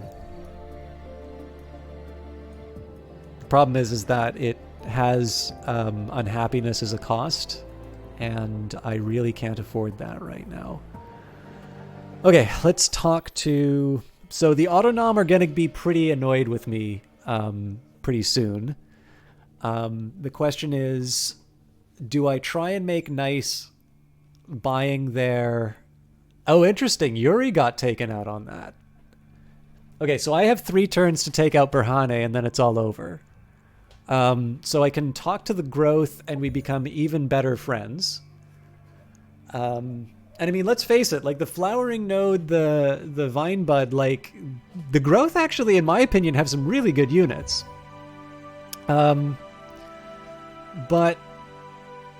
against my better judgment, I think I am going to buy, let's do a couple sentinels, and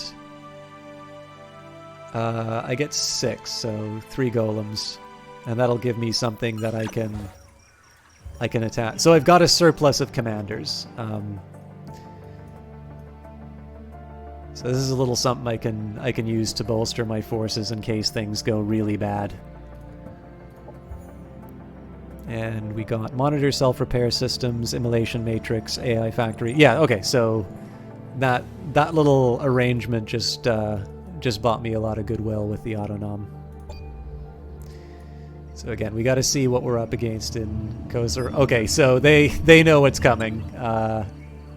Again, it's super tempting to just take the abandoned Callison, but to be able to, I mean, just to be able to potentially win within 3 turns, that's too good of an opportunity to pass up.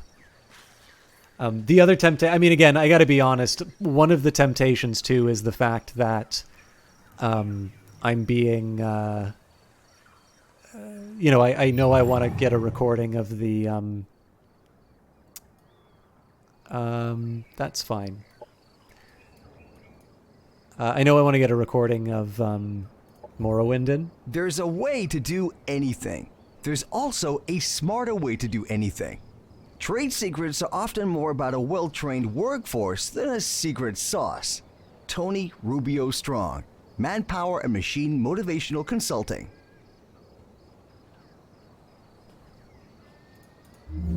Okay. Orbital relay development is probably where I need to go just because of how distant all of my different units are. There's an argument for counter-ops, operation effectiveness, and intelligence gathering, especially given some of the challenges that I've been having with Berhane's empire from a covert ops standpoint. At this point, though, I think... Well, then there's Gaian stewardship. There are some, particularly with the, so progressive cultivation. I mean, the fact that I'm struggling with so many colonies not growing as fast as I want, that there is a bit of an argument for me going down this path. But I think orbital relay development, again, especially if I'm not able to seal the deal, being able to get my forces in quickly is going to allow me to take advantage of the weakened position so much better than any other option I can do right now. Despite our attempts to grow on their warm towers, these autonom insist that we cannot grow our vines on them. They need only strengthen their cables. We must grow over their high spots to receive Sonoril's kiss, destroy those that cut and clear away our vines. So I'll accept it, but it doesn't mean I'll do it.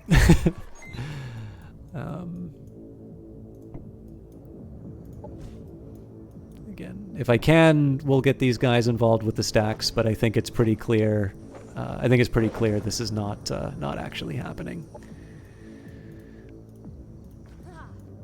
So again, we want to make sure we're moving as one.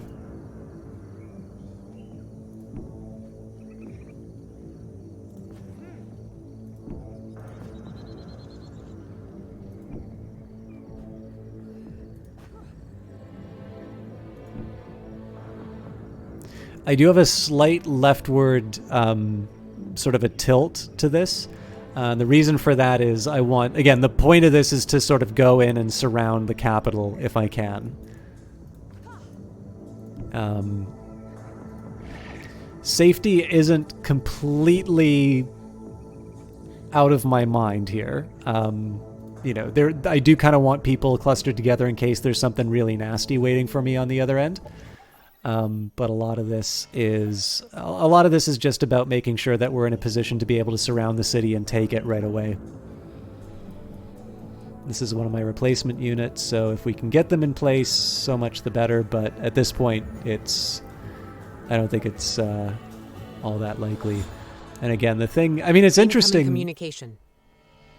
Mahina Wateka, you old stone chewer. Everyone could stand to learn from your steadfast leadership. Okay, so they like me now.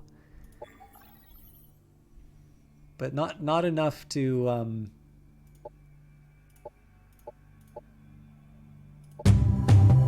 Nice. I happily accept your trade offer. So we're still not on good enough relations. That doesn't make... Well, like, maybe it's because we haven't finished the... Because we haven't had the turn to cross over for that. But, now... I mean, it's worth saying, so I'm complaining about my allies a whole lot. It is kind of interesting. I actually think that so one credit I can give Triumph on this is it really actually does motivate you to do the war coordination. But I will admit, like, if this was a multiplayer game, I'd probably be screaming at my allies for, like, going and taking over sectors with their very substantial armies while, you know, the people who are on the front lines are just getting clobbered and losing large numbers of units. Like, production ready. You know, this is always going to be, I mean, this is a real world problem, right? You know, compliance and alliances is a huge problem. I know people will probably be very happy not to talk about this individual anymore, but let us just say that the issue of the amount that NATO countries spend on defense is not exclusive to the current administration. Primed and ready. This has actually been a very long-standing issue that the Americans have with their alliance.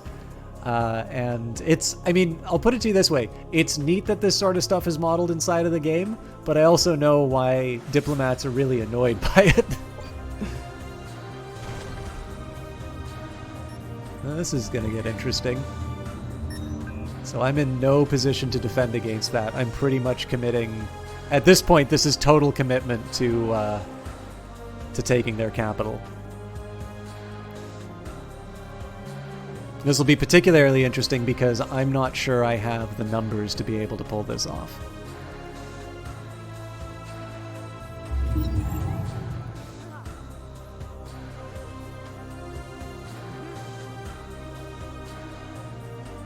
Okay. Oh. We've got the numbers and then some.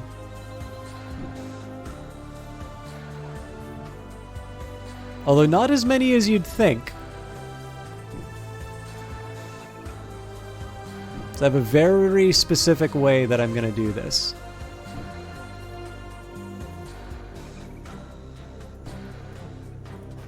So the plan here, I'm going to take this unit. So what I want to do here, I'll do the auto combat just to see how it turns out.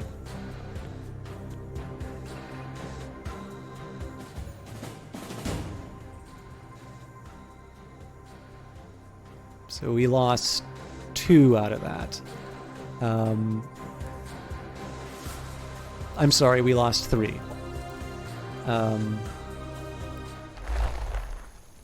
Yeah, I've got those annoying turrets again. But yeah, so the reason I did that is I want to be... So this is something that allows me to attack the units defending the city, and then we can move in with our main force. And this is as opposed to taking the units that were able to make it to the city. Essentially, I'm facing the same forces, but I'm facing them with many more of my own units. Not all of my units, but I'm in a pretty strong position so far as being able to bring some hurt. I also have the Bombardon, which I haven't really been able to use. So I think it's going to be interesting. I'm actually not that worried. I don't think I'm going to go out of my way to... So, like, as far as I'm concerned, they're pretty much as... I think they're in exactly the position they want to be in. I'm not necessarily going to go out of my way to make things easy for them so far as...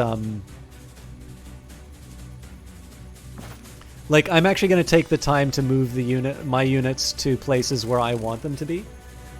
So I'll just get an idea about what the turret coverage is. I think probably the approach I'm going to take this time around, because there aren't all that many specialized units that I need to worry about, we might just make sort of a big, like, they can't get us all sort of run up the middle.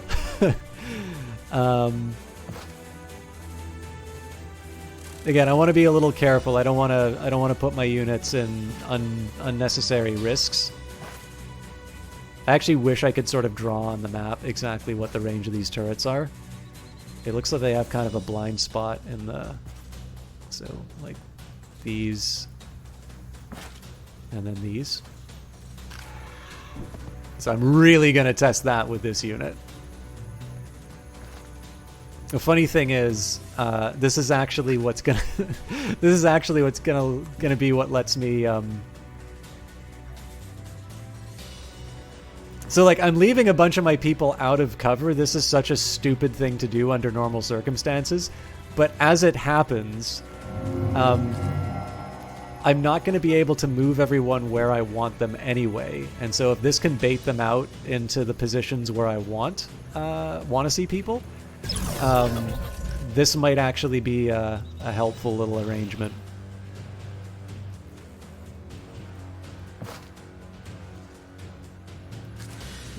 And again, like, you can see the structure, right? The melee units are up front.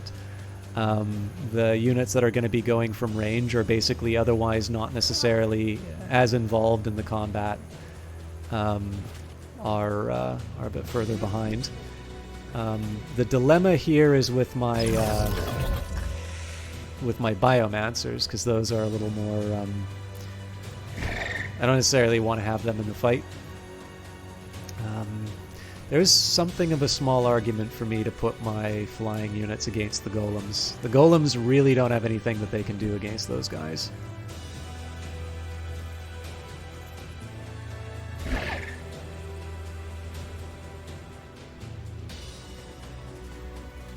I'll reserve I'll reserve judgment. Again, same story with the hidden. Now again, at some point, we are actually going to need to commit to this fight. But for the time being, I'm actually really curious to see how they respond to this. And some of this is actually just me lining up all the units so that they look pretty.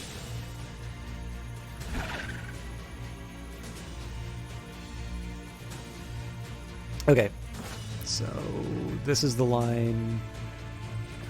Ooh, yeah, this is a little bit better covered. All right, so I can commit the Arborian, but it means I'm also committing to retaliation from the lasers.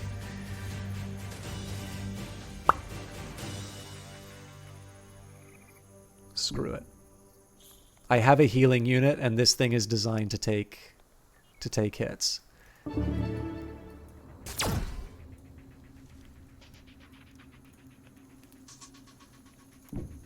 So this is probably going to turn into a blind.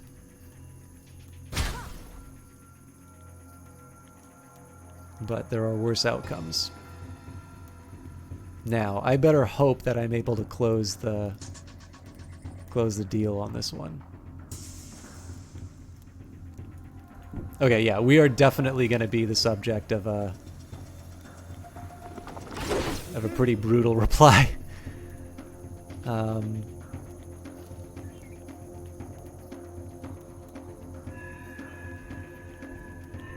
Okay, I'm going to try a slightly different approach now. Oh, just shy of what I needed. That sucks. Okay. So yeah, we're going to get blinded completely.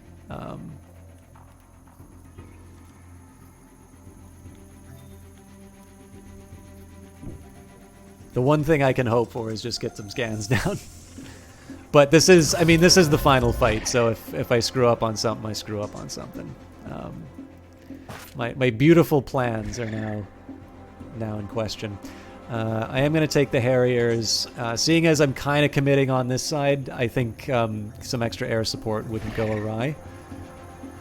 I don't want to give them too many targets for the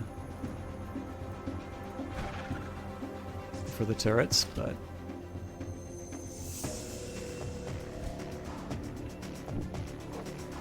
a little something just to pick these guys up on the side of the map.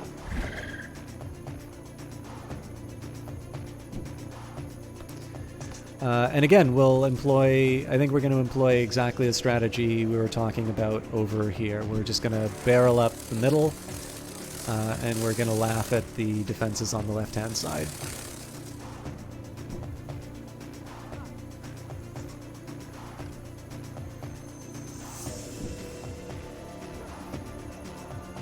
Even if it's not the most exciting option right now. Okay, I do also want an idea. So the bioshell, and wow, that thing's got some range. The only thing is this thing's so bloody slow. But once you get that thing in place, it's game over. I keep forgetting how ridiculous that thing is. So, I mean, look, I'm not going to lie. I've had stronger openings. Let's just see how bad the retaliation is.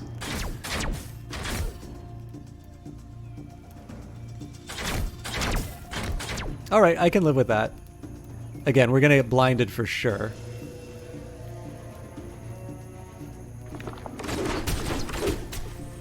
Yeah, pretty much everybody got hit by that.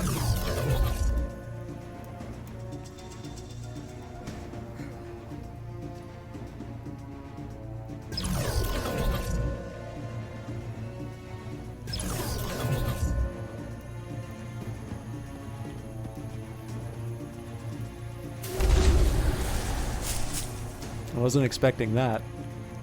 Oh, that's a hero. What the hell am I doing?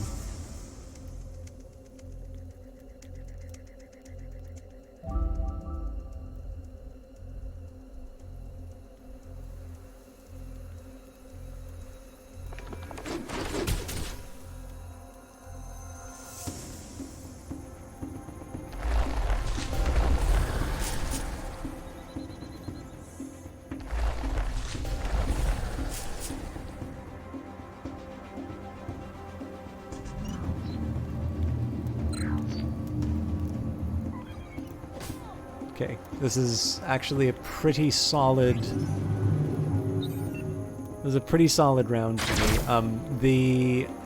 So basically the snare, like the crowd control is gonna suck. But we knew that was coming. What they did do though was they focused entirely on this unit, which has now given me... So basically, now I heal this unit, because why wouldn't I, right? And everybody else has... There's nothing else for them to do. Like, I need to take this thing out. So we'll start with one of these. Enemy destroyed. It's very unlikely this is going to work, but... Alright, I mean, I was hoping for a little bit more. I knew it was not going to be good, but I was hoping for a little bit better than that. Enemy annihilated. So I can kind of do whatever I want with the Sentinel, I suppose. Well, let's just do the shot. I mean, she does have some cover with that, right? And then now I suppose the question is, how willing am I to risk my aerial units? They're not, like... They're not completely free of... they're not completely free of danger with this. On the other hand, being able to get some early hits on the enemy commander, that's not something to just turn down lightly, right? Ooh, especially a trio hits? Yeah, we're doing that.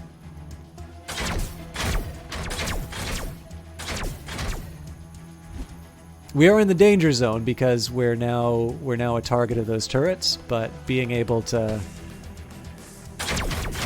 So this is either going to force out the heals from the Biomancers, or this might actually be something that lets me just take out the bad guys.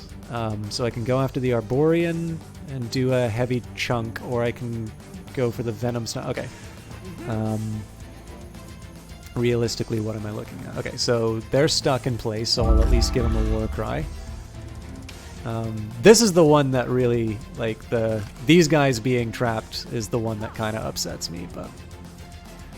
the real question here is, am I going to be able to do some follow-up damage on this unit when the time comes? And that's a very tricky proposition. Yeah,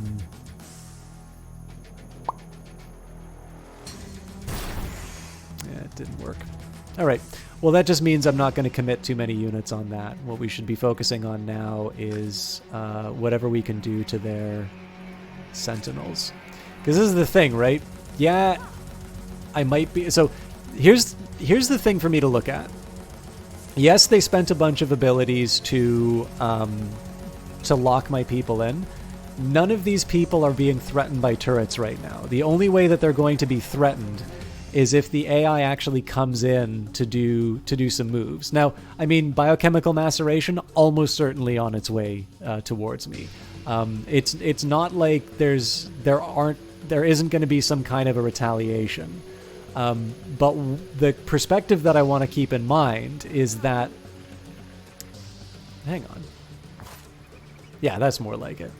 What this is letting me do is this is letting me take all of these units where I was like, okay, they're not exactly in the spot where I want them, so let's just get a little maneuvering in. Oh, I was so hopeful I'd be able to deliver a shot on her.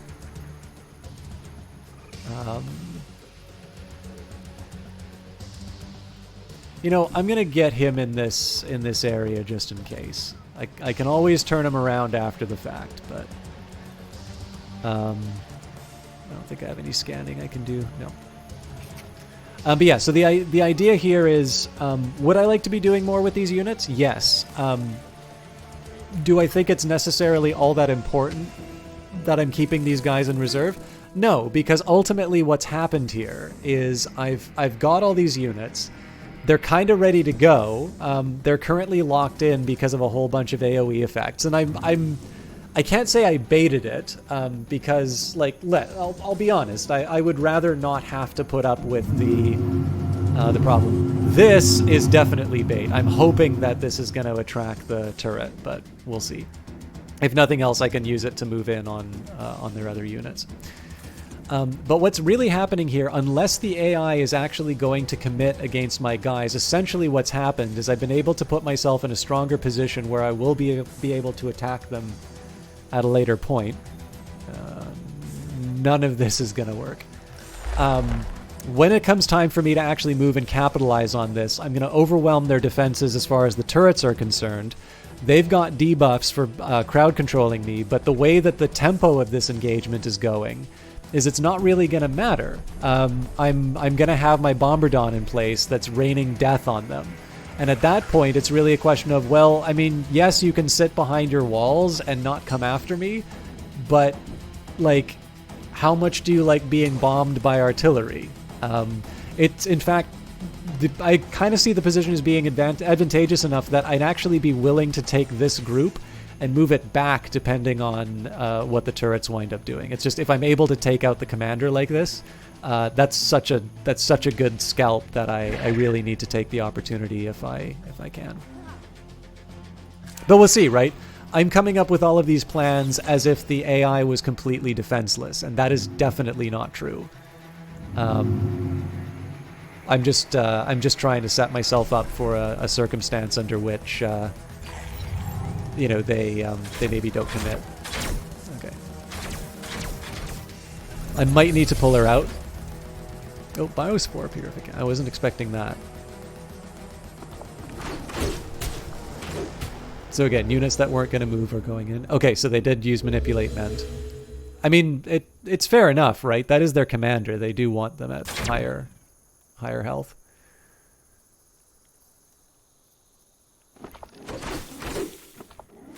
Okay, if she survives... Ah, that's a pity. Lost. If she survives, I was going to use Cleansing Light, but...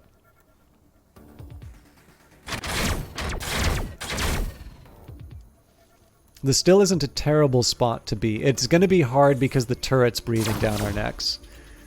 But we are in a decent enough position to put some hurt on the commander. Ooh. It's a little more damage than I wanted that unit to be taking.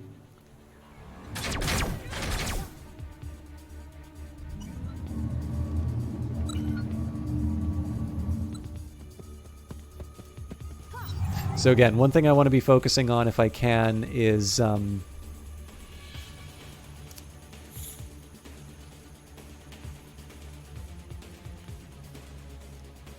why can't you move? Oh, he's entangled. Okay. Well, with that in mind,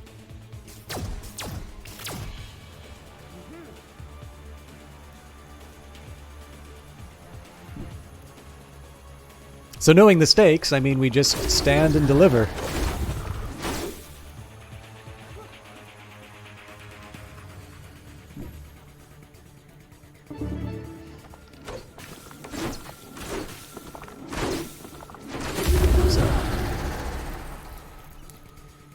Okay, I wasn't expecting that. I'm actually willing to pull this unit back. Unless there's, like, cover that she can do damage from. Does that count? It kind of does.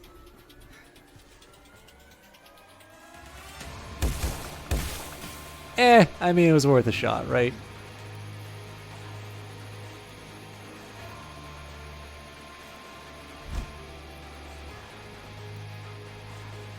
I mean, again, I'm putting myself in some risk moving so aggressively into the turrets, but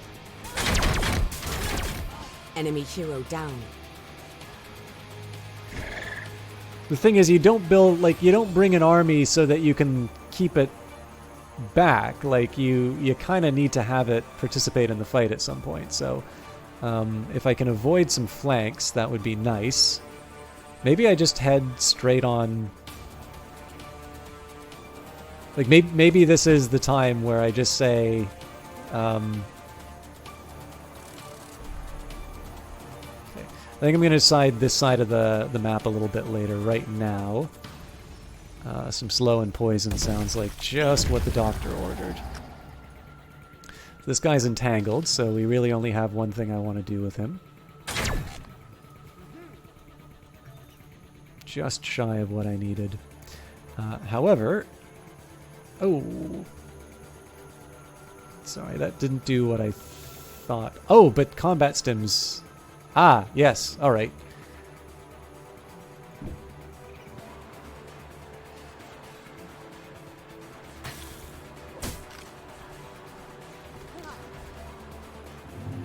Skirmish drone is basically going to do a suicide run. But again, the hope here is that this winds up distracting a bunch of units that would otherwise be damaging some of my primary forces.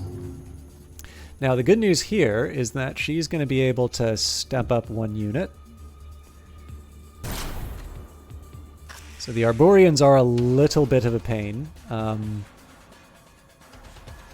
Not great. Oh, still crit. Enemy killed. Sweet. Wasn't expecting that, but it was welcome. All right.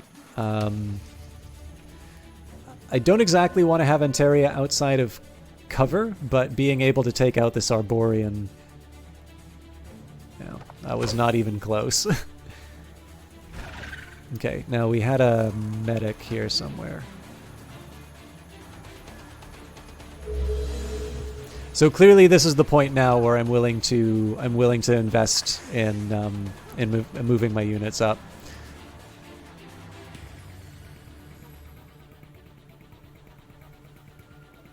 I didn't think this was a biomancer. Okay.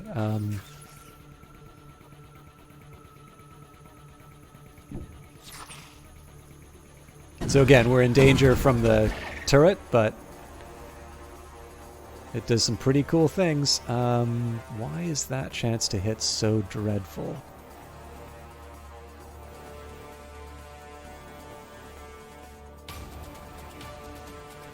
I'm not crazy about the risk this puts this unit in, but being able to take out the Enemy down. The Huntress is a nice payoff.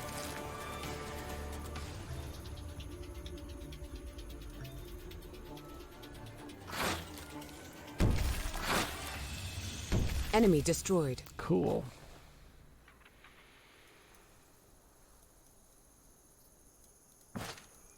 So the good news about this is now that this side of the map is going to collapse pretty soon. So they're going to get probably one round where this turret winds up doing damage to us. The rest of us can sort of withdraw from this side of the map and start focusing on these units.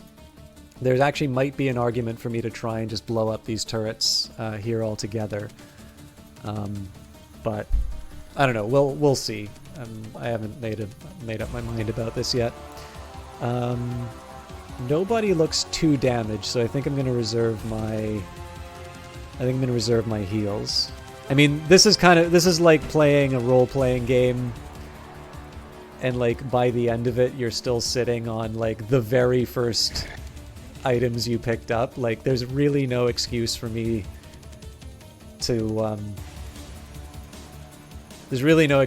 to be like hoard this much, but old habits die hard.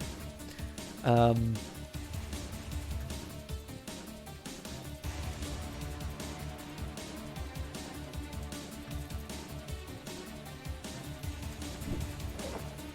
trying to decide which I want more. I mean, this bombardment, yeah, we gotta do it. Well, that would have been good.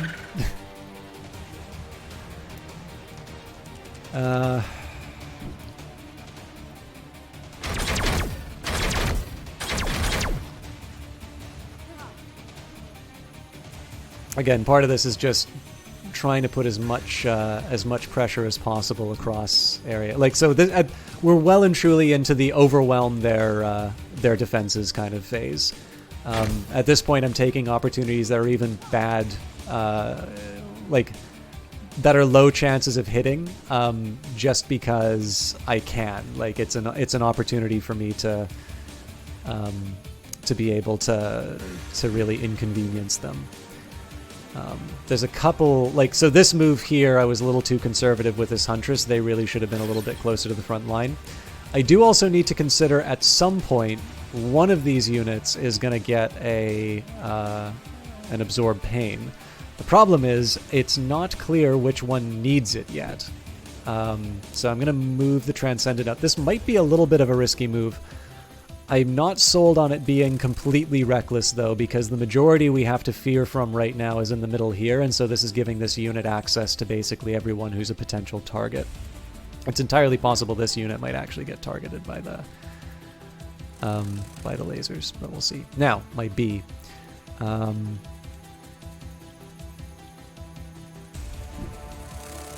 Again, some worries about the turrets, but at this point I kind of need to start doing whatever I can to the Arborian. I think this still has a heal? No, it doesn't. Okay. So now I suppose the question is, how committed do I want to be to... I don't think that Biomancer's quite in a position to throw its weight around. Let's move her to the other front. In fact, my one regret is that I didn't draw this out longer, because the Bombardon would have been... I mean, the Bombardon's going to spend most of its... it's going to wind up spending most of its time chasing everyone else. There is a small cleansing light, or what is it? Not cleansing light. Spirit Flash. So... but you know what? So much mechanical. It doesn't really matter. Alright, let's see where this goes. Get wrecked.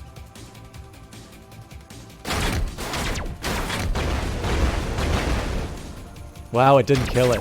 That's lucky.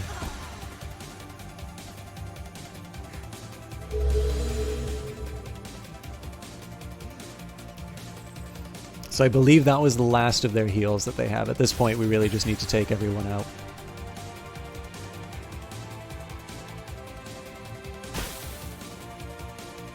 Okay, that slow's going to inconvenience me as far as this hero is concerned, but... Unit down. So that did exactly what it needed to.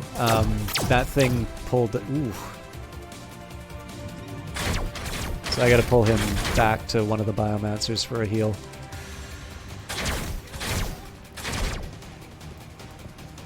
I don't think that's gonna survive, but we might get lucky. Cool. Okay, so we gotta pull these guys... It'd be nice if I can pull them back... Oh, Jesus. No, we have our answer. These are the ones who absorb pain.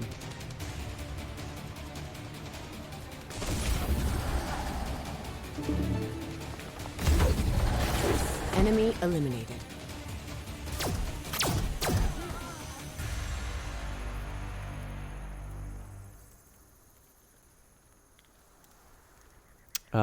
This does open them to the flank from the cannon, but it's just a really good opportunity against...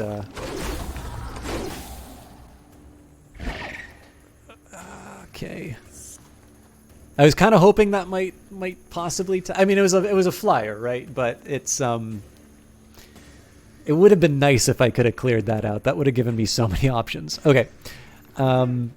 So, let's think a bit about how I'm going to handle...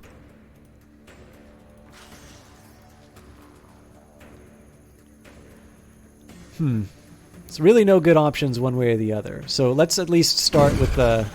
We'll start with the shot here. This guy, I think there's no two ways about it. This guy's got to get out of here.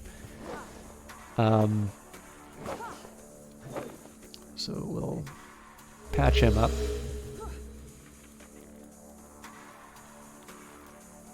So originally she would have gone after that Arborian. Looks like I don't have a lot of options, so we're just going to run in on the Biomancer and do what we can. Which is a lot, it turns out.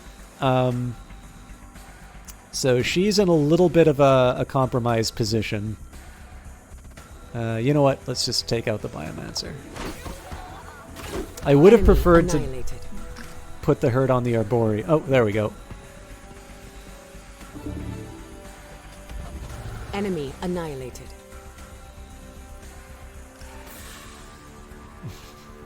The riders have been unleashed. This is... the dynamic of this fight is going to change rather rapidly. Unbelievable. I did not think that was going to do any damage.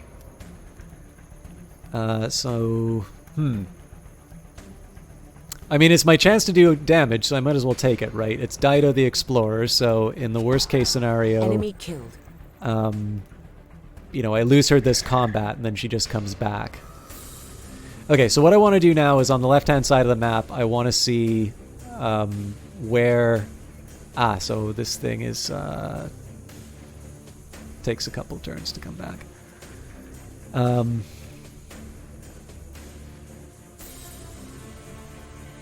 Screw it. I'm going to put him right up the middle.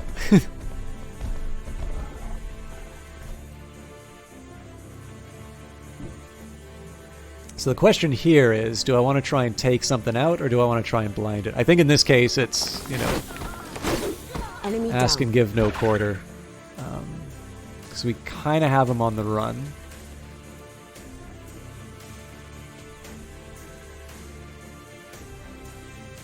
I think one good hit is better than two pretty crummy ones. Again, we open ourselves up to the turret being a problem, but that's always a risk.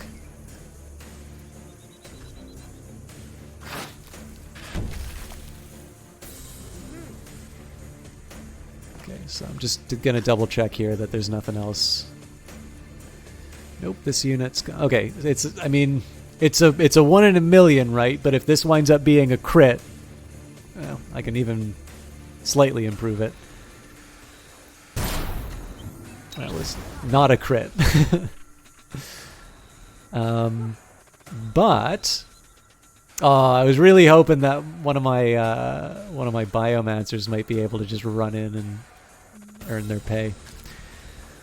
So part of this is just trying not to commit too many forces that could be used on the other side of the map. But I think the time has come for me to commit my flying forces.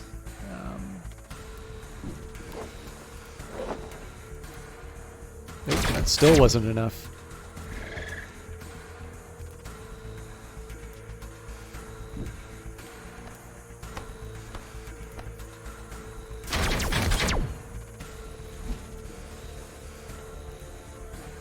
Do not disappoint me, son. Enemy killed. Okay. I think we'll just run her as close to the cover as we can. I don't expect a lot out of this, but...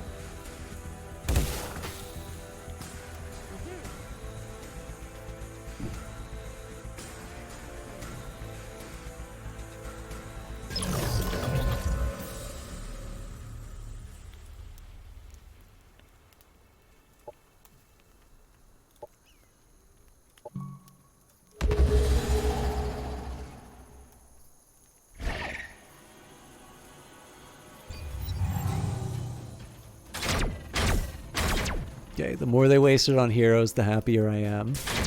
Okay, that wouldn't have been enough to kill her, but just as well that we didn't take any chances.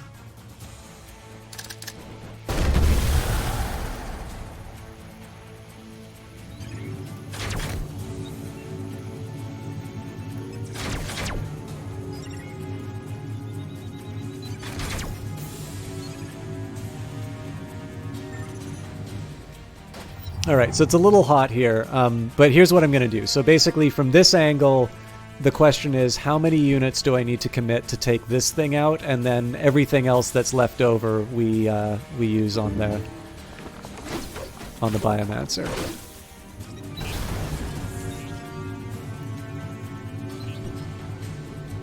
He really doesn't know where to settle down.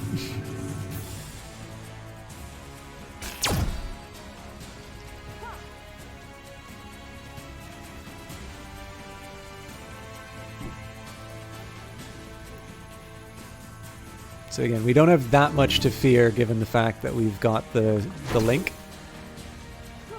Alright, so the worry about this one is that the link gets broken because of a stun. Enemy killed. But now I have my entire army to take out this Biomancer.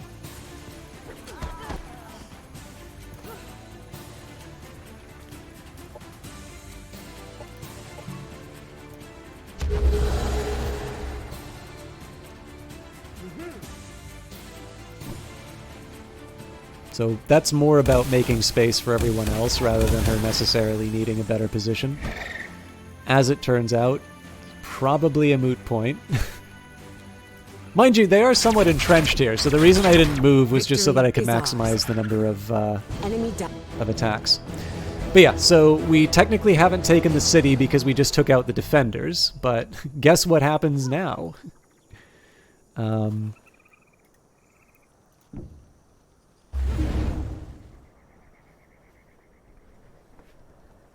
So I thought that was the end. Time is up, Barhane. Pray and meet your creator. No, this cannot be. My perfect children. How were you able to stop them? Mercy, Aluna, come and save me. My unfinished work, the exalted gardens of Ebra. My poor Barhane, how the alpha strain has altered your once fair features. You've pushed yourself too hard. Not all paths can lead to salvation. Rest now, sleep, and dream of regenesis. So this is the one who always winds up giving us some, like, terrible choice to make at the end of each campaign, so. Aluna, please. Before your troops can make any attempt to touch Barhane, her body twitches in a flash of teal light and drops lifeless to the ground. Shrike and Spear, our hunt has come to a successful end. Still, I cannot ignore the things that we just witnessed. Barhane was not alone in her efforts. Someone had given her the means to experiment with the Xenoplague, and now that someone could be, someone made sure to silence her before she could reveal more. Ulfat Mahino Ateka. With the death of Barhane and her plague, the light of order has returned to Avium SK-51. Kor is sending its commendations. I suspect we will meet you again in the future. May the Celestian teachings guide you. Cool.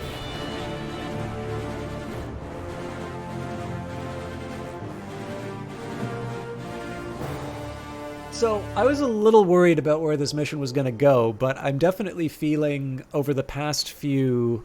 so, one, I reloaded a lot less. Number two, I think there was a little bit more of a clean line between me saying, here is my intention, and I think this is why this thing is going to work. I did get a little bit lucky in the fact that I did leave... So... You know, it's worth saying. So here's a great example of this trade-off. I had originally said, okay, you know what? I was originally going to take this colony, and then we were going to sort of move in and sort of take them from the north so we could deny the enemy. And then we saw, okay, Barhane overextended. She's now out. If we take the capital, we win this thing. And so we abandoned the route north, which would have been slower. Instead, we moved through the reconquered territory towards the capital. Now, the cost for that was that Barhane's army was very strong, and it does turn out that they did have forces in reserve ready to retake that territory. So if I failed on the capital, I would have lost our end. In the end, Barhane would have come back, and I would have been in an overall weaker position because obviously, if I fail to take the capital, that's going to mean that the bulk of my forces sort of failed to deliver. But yeah, I mean, we had the opportunity, we took it, and it was pretty clear that the capital was not defended enough. I think the other way of looking at it, too, is that in the end, the risk on the capital I'm probably overstating, because had we found out that the defenses on the capital were actually as strong as we thought they were, and there was a really good indication that they weren't by virtue of the fact that the AI completely abandoned this colony and went to reinforce the capital. But if we did find out that there was something really nasty waiting for us over there, we would have just simply proceeded with our original plan, which is to take... this colony. Maybe they would have sent those reinforcements to, to defend this base rather than to take the territory. Maybe they would have retaken it one way or the other. But we did at least have a little bit of a backup for that. So I'm happy to see how that turned out. So what color are we? Yellow. Yeah, so I mean, this was the really interesting thing out of this, is that we were never really dominant. Yuri was actually pretty strong. I think Barhane's the big black line. Yeah, so Barhane, I mean, this is the funny thing, right? Barhane was stronger than pretty much everyone, even right up to the end, as far as score is concerned. My ally Sappho This is particularly interesting, right? Because Sappho took so many resources that we could have used and ultimately never... So this, if you're wondering why I seemed to be particularly whiny on this campaign, it is because Sappho effectively took as many resources as possible and never actually seemed to have anything to show for it. And that's actually really reflected in this graph here.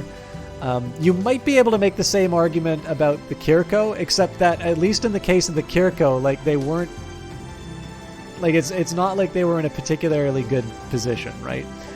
So let's watch the movie.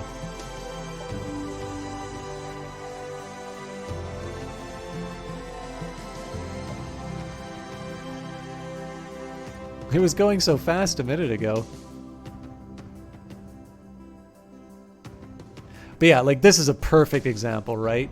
It's like completely just blocking me for no reason. I think those were forward bases. All right, this is blinking in and out a little bit. Let's just deal with the end. But yeah, that was a fun one. I think that one was really challenging, but I think out of the challenging ones, it was the one where I sort of felt it was a challenge overcome as opposed to a challenge grinded through. But I think you guys kind of already know that I like this game. As of today, Berhane and her morbid experiments are no more. Thus concludes my initiation as Amazon Matriarch. I know now that harsh actions are needed to protect the natural equilibrium that we Amazons bring to every world. In our gardens, bad weeds must be expunged and pests destroyed. Harmony requires sacrifice. Okay, I am going to save here. I'm actually going to say... I'm going to say stream November 11th end, because knowing that Star Kings is coming out, and as long as I have access to it, my inclination is fascinating. I always thought that Mora Secundus was unlocked until you completed all the missions. But for some reason this is available now? I don't actually believe that. I'm going to have to take a look at the patch notes. Because it doesn't make any sense at all that you would skip the other factions. So here's the idea. I mean, we're sort of at a low point in terms of viewership now anyway. I would normally, at this point, even like with about 20 minutes to go, normally I would be starting the syndicate part of the campaign. But given the possibility that we might be doing sort of the new content, I sort of feel like it would be a really bad decision for me to start that just to turn around and do some extra, do something entirely different the next week. But here are my intentions. So I do want to go through the missions. I'm actually particularly interested in learning the Syndicate because I have a feeling that it might actually be very much in line with the kind of game I want to play. So we'll do the Syndicate, we'll do Z17, P227, XXX96, then we'll do CNEX 3, which is the final Syndicate. We'll move on to the Assembly. Now, I've actually played Assembly on the Planet mode a couple of times, and I actually also find them quite fun. So it's going to be neat. Like, I think one is going to be very much focused around me learning, and then the other one might be a chance for me to sort of let my hair down and just really go nuts with the cybernetic zombies. But I really want to see where this thing is going with Mora Secundus, because the game definitely has been building up sort of moral dilemmas for me, and I'm really interested in seeing where the final battle goes. Vast Worshipper says, it opens up after you win any of the campaigns past the base 3. However, you only have access to the leaders that you won with. Interesting. Okay, I definitely want to go through all of them. So thanks for that, by the way, and congrats on the Amazon win, by the way. I found that and the Syndicate to be the toughest. Oh, okay, so I'm coming in. Are you talking about CNEX 3 or both? I'll admit, actually, so I mean, you got to see it, but I actually really feel like that one... Wait a minute. totally not Valken. Why didn't I say proper Heidi? You're probably gone by now. I should have said a much heartier welcome to you. Aurelian says, "Excuse me, sir, but I'm curious. Never played the campaign, just skirmish matches. Is the campaign different than just the skirmish map or a chain of maps?" So I haven't played a skirmish chain of maps. I wasn't aware of the fact that there were chain of maps. And by the way, how dare you call me sir? Okay, actually, here's a fun detail from my days in camera. Tensions can run high on set. Like, the thing is, so here's a couple things about working on movie sets. You can spend 18-hour days with people. You want people to be able to do the job well, because if you don't do the job well, then the pressure gets even higher. But there is something to be said for working with people who, like, you can bear being with that long. I will answer your question, Aurelian. Sorry, you gave me a chance to remember a fun anecdote. But like, so, you know, I can definitely remember people who were not necessarily the best, like, assistants, who we would bring in specifically because we knew we could stand them. And like, this is a big thing. The way that I got myself established in that career for a while was I worked with some really, really mean people. I have had more than one occasion in which I have just had to stand there while a guy is screaming at me in front of an entire crew over something that is not my fault. And that is just the way that they are, but they're the one to give me the job. And the thing is if you establish yourself... And by the way, I know some of you who see the way that I react to backseaters will find that surprising. One of the reasons I react that way is I have paid my dues. I am a lot less tolerant about that now. How you doing, The Exception?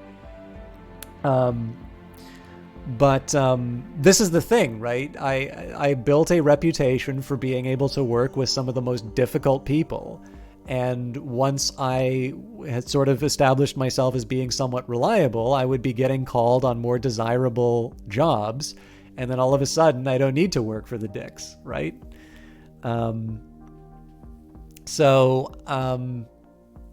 With all of that in mind, though, even when you're not dealing with people like that, you can have like a team of saints, and, you know, if you're working those kinds of hours and it's anywhere between 5 to 6 days a week and it's for extended periods of time, tensions are going to run high. And it is sometimes very useful to have ways in which that anger can be expressed, but not necessarily in ways that will permanently damage a relationship. And so one of the ways that manifested itself was calling your boss sir. Calling your boss sir in a lot of circumstances was effectively about as the equivalent of a straight up FU. Because the way you would say sir is just implying that they are being so unreasonable, such a dick, and they are relying entirely on the power imbalance between the two of you, that you'll say sir because you have to, and because you know it's a sign of respect, but everyone knew that was not a polite sir. I didn't know that, and so like whenever I had said sir to someone, someone said, "Don't you dare call me sir." But that was funny. So yeah, don't you dare call me sir, Aurelian. We're all equals here. Not really. I mean, I have the bully pulpit, but so I actually haven't done that much. So I was not aware that there were chains of maps in skirmish mode. That makes me more excited. I will definitely got it, sir. Oh, you bastard.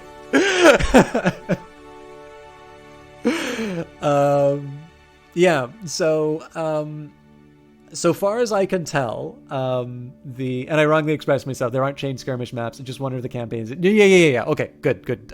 So I was worried. Yeah, campaign mode is totally different.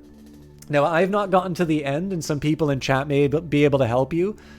From what I understand, there are some twists, so if maybe we can keep away from the twists, I will tell you this from my individual experience. The campaign missions follow into each other. You are given specific decisions, and it does not tell you what the consequences of those decisions will be. My suspicion is we will find out exactly what they are on Mora Secundus. I mean, it's the only place it could happen, right? And now that Bast Worshippers said that it gets unlocked after a couple of... after you do at least 3 factions, then I would have to assume that they're not necessarily going to pay off in the other factions just because if they're optional. But we don't know, right? So it does seem to be keeping track of choices that you make. The campaigns do lead into one another, but what I think is also interesting is I have had times in the campaign where you think you are doing one objective, and then something else happens and the dynamics completely transform. It's actually probably one of my favorite features of Age of Wonders Planetfall, in which the campaign, like, you know, if you're going to do a skirmish mode for something where you can have multiplayer, you need to have a certain degree of balance. You need to make sure that people are going to be walking away feeling like they had a fair experience. In the case of a campaign, the only person who's going to worry about things being unfair is the player. And so what they've done here is, I think Triumph has done a really good job of telling an interesting story, and they've made it in such a way that the campaign mode is, this is your single player experience. We're going to do stuff that we can't really get away with in a base mode here. And it's actually one of the reasons why I'm a little disappointed that Age of Wonders Planetfall is not more popular than it really is. Because if you think about the skirmish mode or the planet mode, you have the Civilization experience, right? And Civilization is amazing. I love that game. But that's really it. I mean, you have some scenarios which are kind of cool, but there's really no campaign mode. And so the thing for me is that I have only ever played campaign mode. Admittedly, some of the DLC. But to give you an idea, and again, please keep in mind that I was given a key from Triumph, so you know, my enthusiasm is genuine. However, you know, some of it is, you know, some of this is going to be, you know, here's the thing. Sometimes it is easy to say, you know, oh, every game is wonderful. You know, I didn't have to pay for this. Although my point always is that the number of hours that I spend playing a game that I've been given a key for, it would be easier for me just to work at a Starbucks and earn it. Steam says my playtime is 162 and a half hours. I have to assume not all of that is stream time. I have actually done a couple of planet modes, but it's fair to say that I've got over 100 hours, and I think it would be fair to say I've got over 100 hours in the campaign, either this campaign or the DLC. That is a pretty fair amount of time to be spending in any game. And the fact that I know that at the end of all of this, once I've gotten to the end, even if I never want to have this experience again, I can always safely come back and do New Planet. And I'm able to, you know, I'm able to basically fall back on the type of 4X. So in my opinion, and again, it's fair to say I am someone who is incredibly enthusiastic about single-player options inside of games.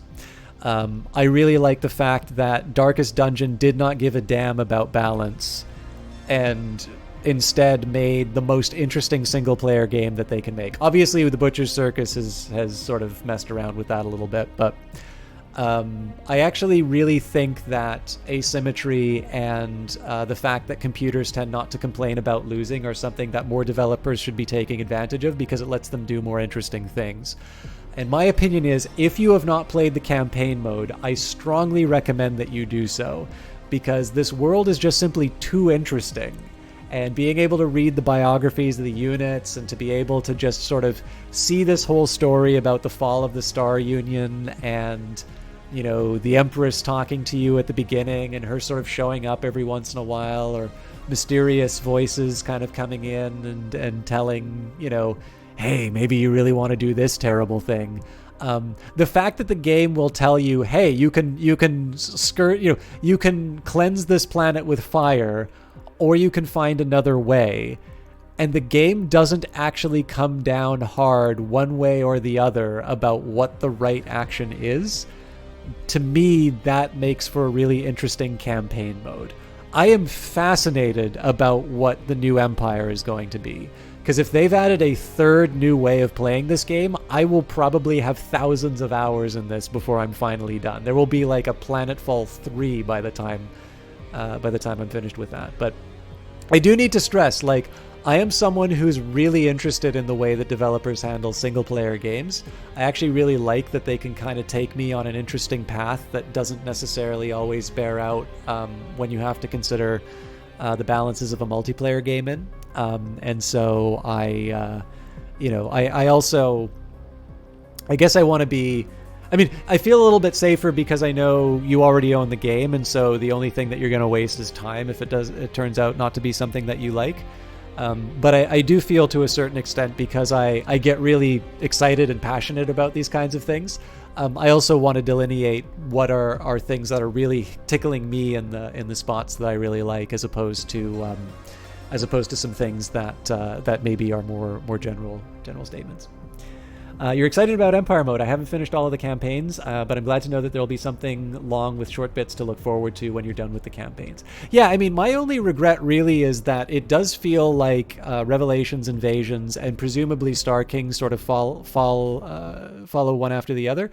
I haven't actually done all of Revelations yet. I did complete Invasions, and I do actually feel that these are done. Like, I feel like these actually should be played sort of in chronological order. It's a shame, right? Because I don't think the base campaign includes some of the fun stuff that they've added from, like, Invasions. But I mean, that's a pretty tall order, right? I can't rightly ask Triumph to go back and redo their campaign because they added stuff in Invasions. That's kind of a, like, there's just simply better ways to use it, like adding Empire Mode. But that's I don't know. That's my view of it. I guess for the actually, sorry, I just want to send a quick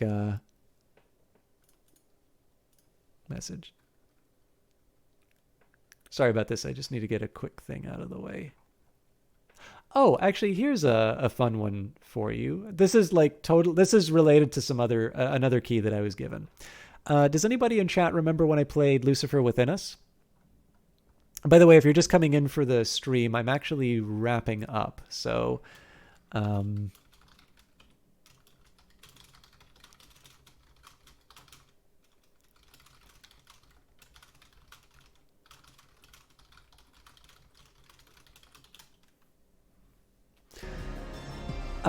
so yeah, if any of you remember Lucifer Within Us, also Fit for a King, or hey, Fruit Melody, I'm actually just finishing up, but it's lovely to see you again. It actually gives me a chance to get a quick shout out. Oh, you've not seen? Okay. So, first of all, I want to shout out Fruit Melody, who has been killing it with Phantasmophobia lately.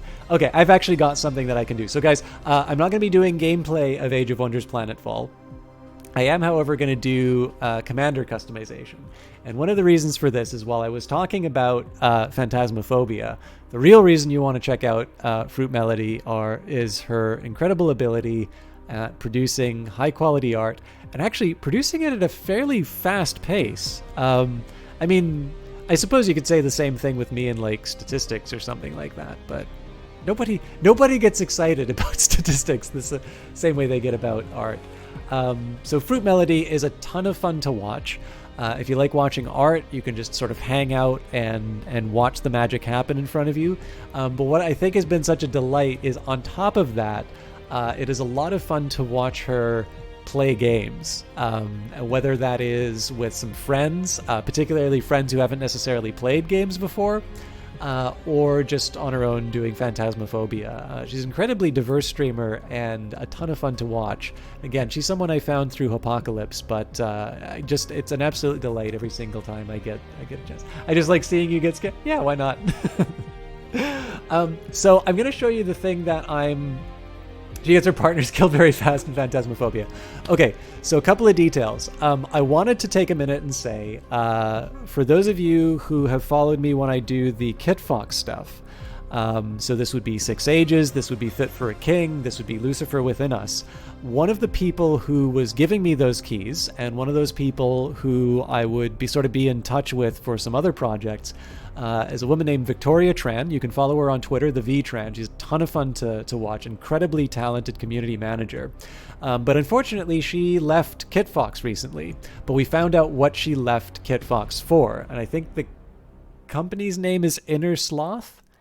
Anyways, it is the team that's making Among Us. She's moving to be the communications director for Among Us and everything else that studio winds up making, which is tremendously exciting to see someone who clearly is so talented to get that recognition and to move on so well. I'm obviously very sad to see a wonderful Canadian company lose what was effectively their mascot, but it is very hard to be too upset to see someone so deserving and somebody definitely so open to some of the weird ideas that I was sending in her email box to reach that kind of success. So it's not necessarily something related to the stream here, but it was some wonderful news to someone who I've talked about in the past as being a really wonderful individual, and I thought I'd share that good news with you.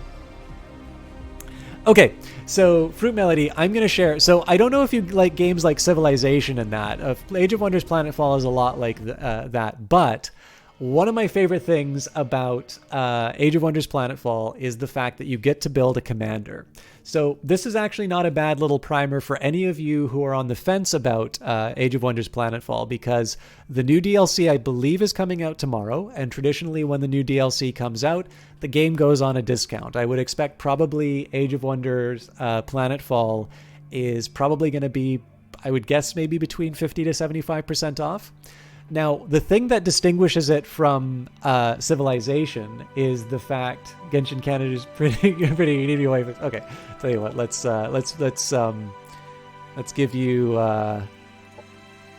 Here's your first waifu. Do we not have? There we go. This is who we were playing tonight. But yeah, so the difference between this game and something like Civilization is that this game embraces sort of some role-playing elements. The Age of Wonders series was originally a fantasy series, and it probably still is, but in this case, Planetfall is science fiction. And so the idea here is that it's a little bit more military-focused, and in particular what it's doing is it's capturing that feeling of sort of these great heroes, again, if you're playing D&D or you're watching Lord of the Rings, these commanders that have these superhuman abilities and big battles, and a lot of that's really being captured by Age of Wonders Planetfall.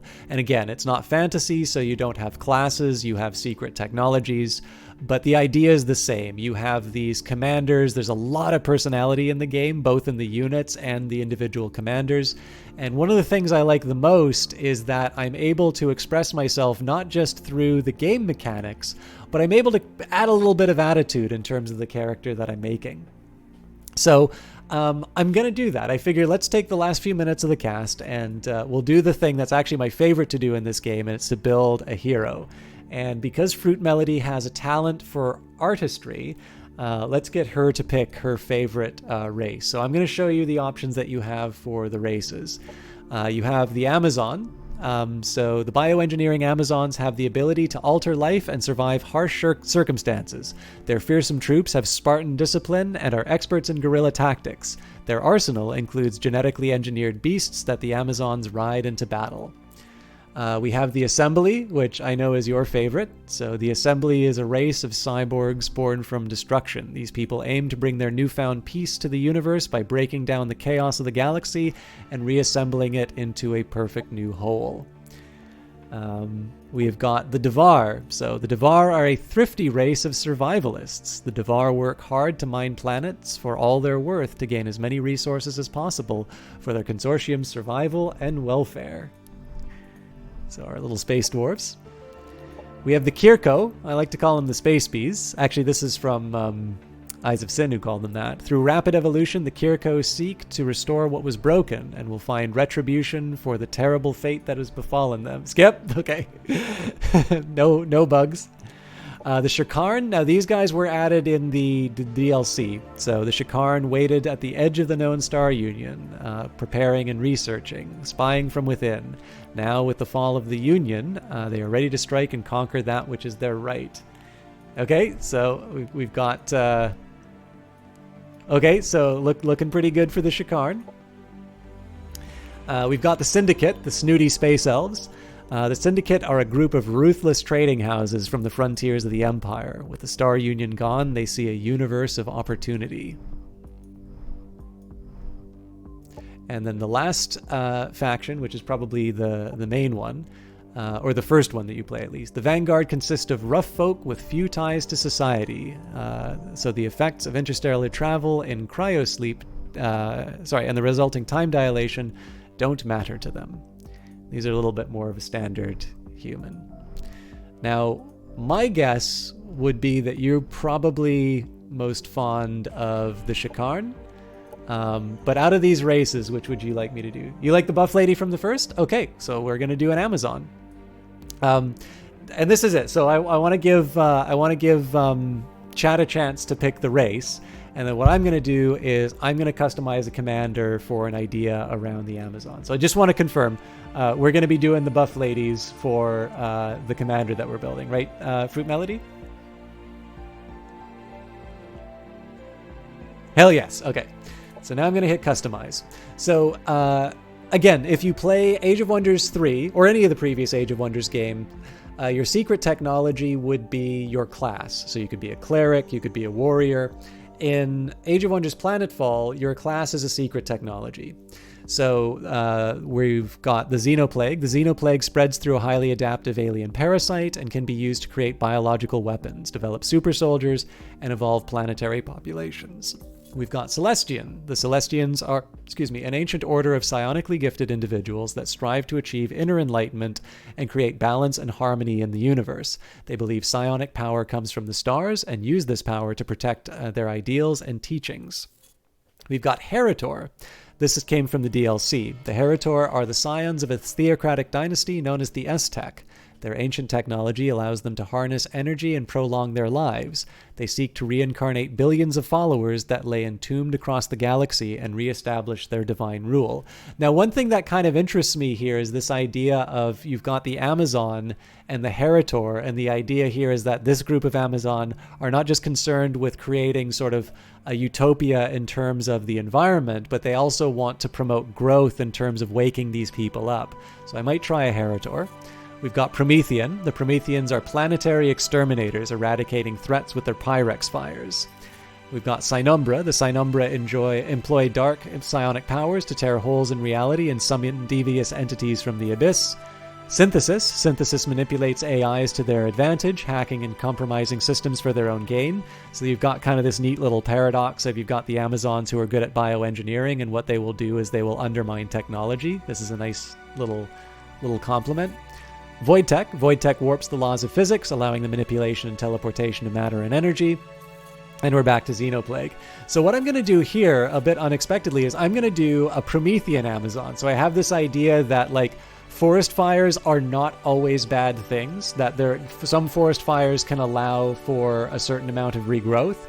This doesn't mean that what happens in California is necessarily good, but, these fires are not always necessarily bad. Void Tech Amazons and Promethean Amazons. Yeah, so Lord Soth, I'm going to do Promethean.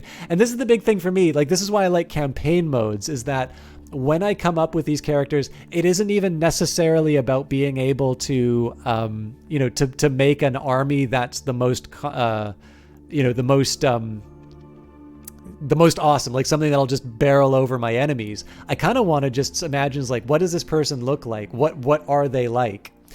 So let's try and pick our perks. So right now they picked Star Union Scholar, and I actually kind of like this idea that maybe somebody who understands that in this case some of the approach, they understand pruning. They know just where to cut, what to cut, where to burn, where to leave alone.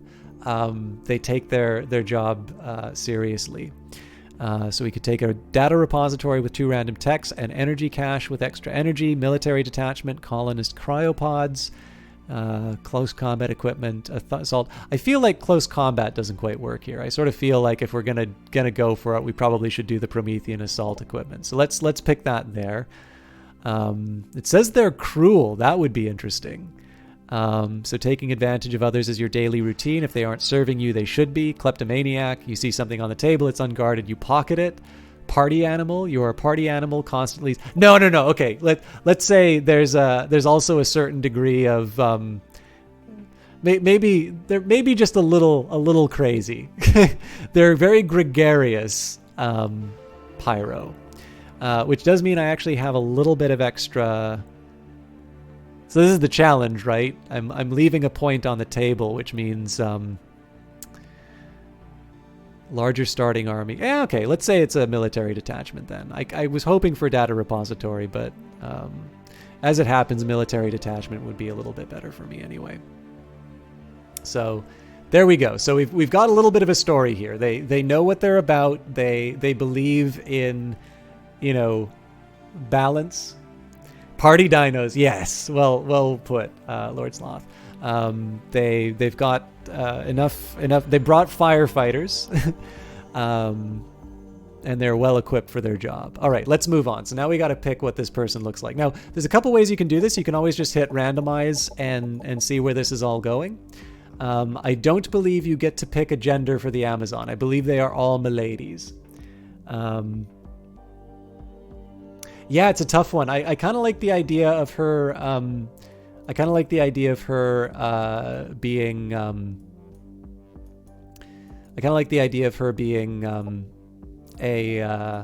know what? I kind of just made this generic.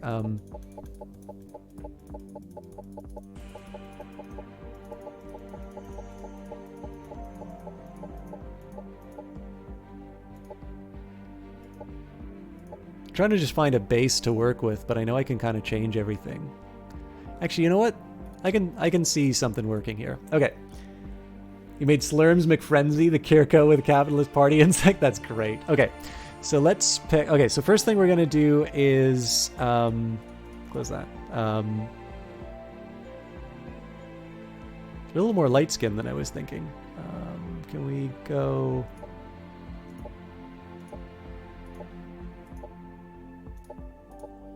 Yeah.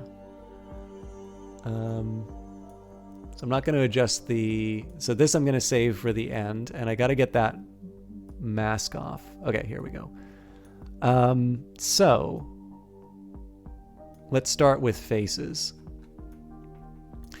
So this firefighter, stop moving. This is actually kind of neat. Skin textures.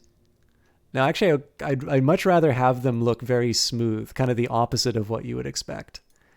Now, skin decorations are kind of a hard one because the Amazon traditionally have kind of lots of war paint. Oh, here's a neat one. So we've got a little bit of the technological markings. I actually like that idea a lot. Eyes. It's actually kind of neat to see the blue eyes. But let's see. Okay, maybe not that. Green eyes, maybe? I could go for brown, but... Yeah, actually, we'll do the green eyes just because in contrast to the idea of someone who burns so much. If I can manage it, it's not the easiest thing in the world. Yeah, we'll have to... No, those are blue again. Okay, eyebrows. So one of the reasons I stopped on this is because they got very blonde hair, and so it's really easy for me to sort of see the difference. It's very easy for me to see the differences. I am actually going to be changing the hairstyle and whatnot. But like I said, it's actually really convenient for me to... Oh, this might be interesting if we put a cover.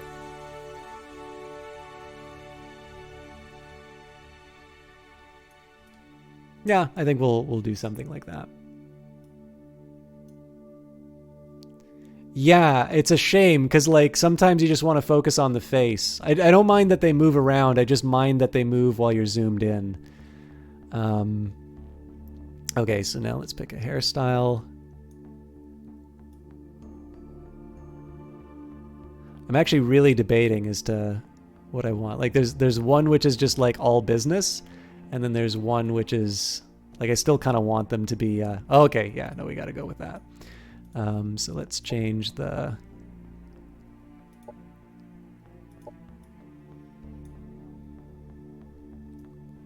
maybe I want to change the jaw.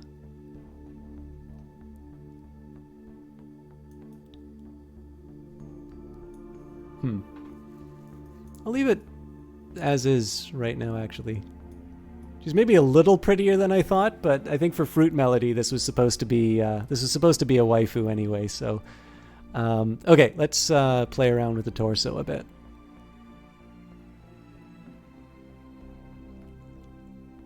Okay, I'm sorry, I gotta do this. I've completely changed exactly how I want to portray this character.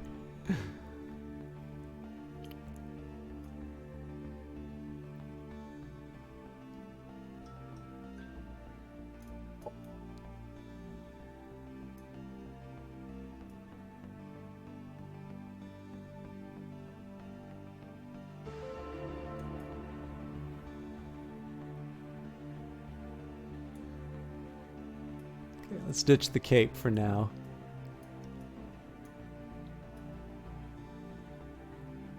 Maybe. The back's already kind of long though. If I'm gonna do a cape, it'll be this one. But let's maybe just leave that be for now. I wonder if I can darken the skin color a bit.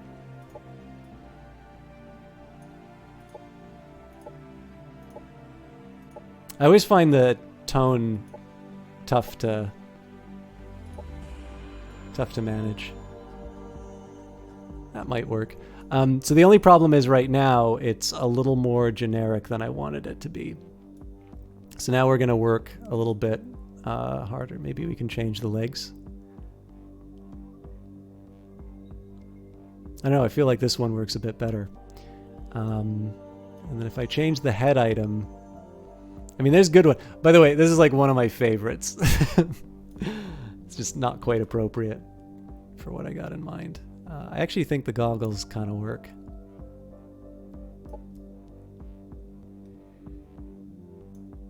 So if I change the torso, I don't know. I feel like I really feel like this works for me. Maybe if I change the hairstyle, I really like these though. Yeah, no, I'm keeping that for sure. I could possibly adjust the skin decoration, but actually, that was one thing I actually really liked. Yeah, we're keeping that. Oh yes, now I can mess around with the jaw. And again, it's not necessarily bad that she looks nice.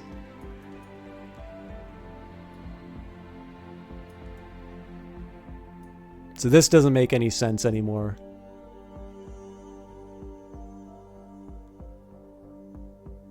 Yeah, no, we'll leave it be.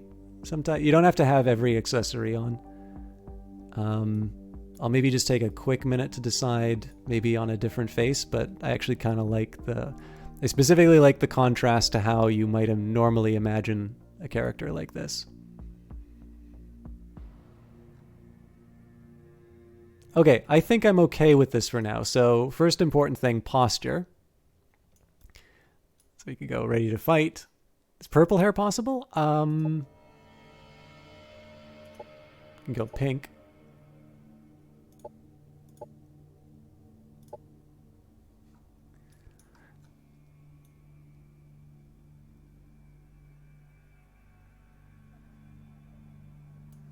I always like this one.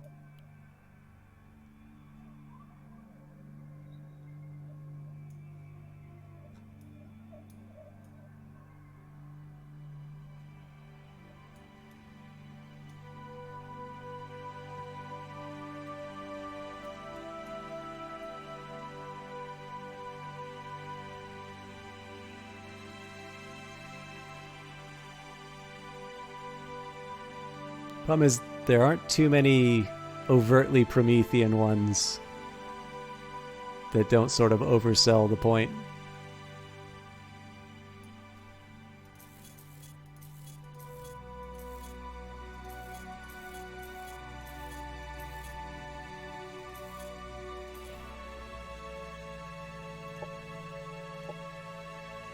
Good name choices on these ones. Well, we can't call him we can't call this person the Celestial. Ooh, Erato the Passionate with Promethean. That's too good. We'll give it red and white, and if we can find some representation of balance for our... This is actually probably going to be one that I keep.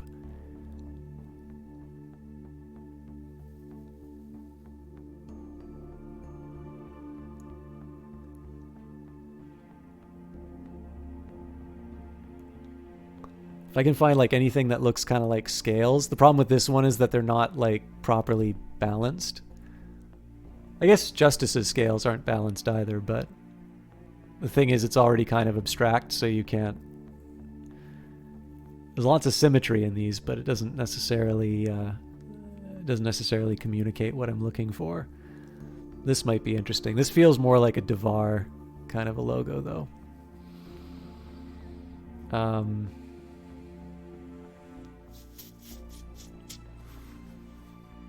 This might work.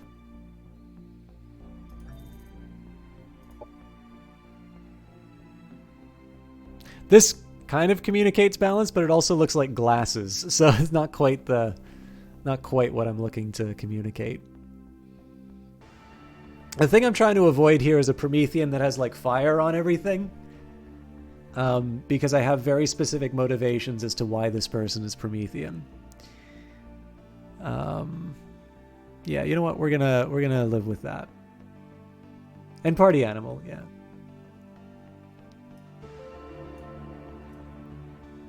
Yeah, I don't know. What do you think of this? I don't know if Fruit Melody's still around, but Fruit Melody, this is me running with your first suggestion. Is this an acceptable waifu? And does anybody else in chat have any opinions about this person? I'm pretty happy with this. I think I might wind up keeping this one.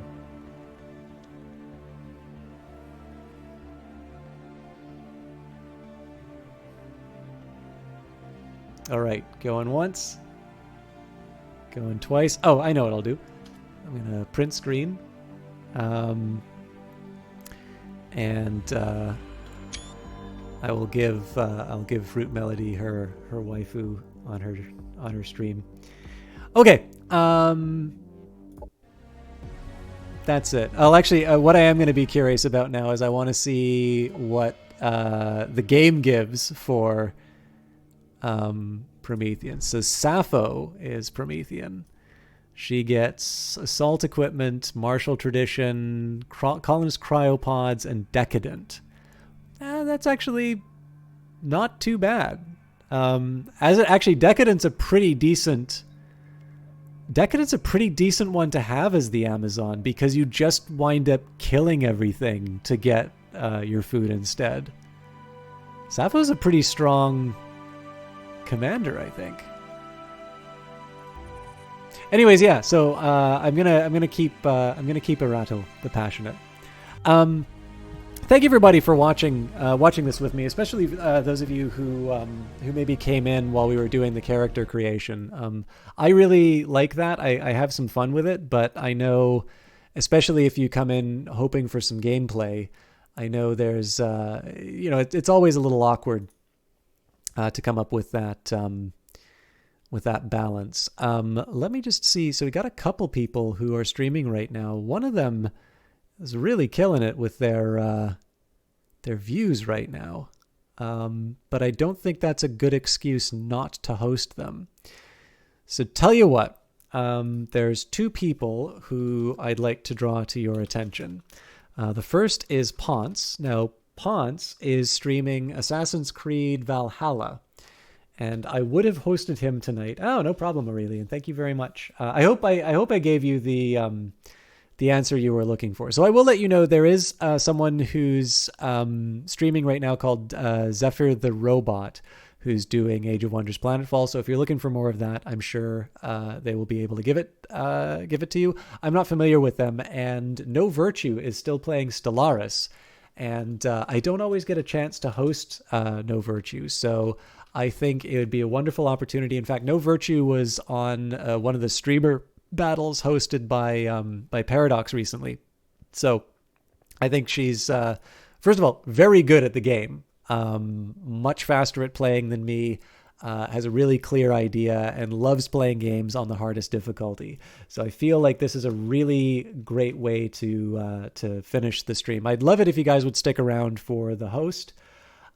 Just to give you guys a quick reminder of what's going to be happening for this week. I'm going to be presenting at the local game dev meetup, Dirty Rectangles, so I will not be streaming on Wednesday. I will, however, be back for Friday, and then I actually have a late night ahead of me because I still need to record a Morrowind episode, which I'll be doing a couple of minutes after I finish this. So I'm sorry that I spent so much time talking at the end, but I really didn't want to start a new campaign knowing that we're very likely to wind up doing Star Kings. So I'm not quite sure what I'm doing Friday yet, but Tuesday I will do my best to have that Morrowind up for 7. I will leave you with my regrets on Wednesday, and on Friday we will be back in full strength with either something new, maybe some Star Kings, maybe something else. You can check out Twitter or follow the channel, or otherwise be informed through those normal means.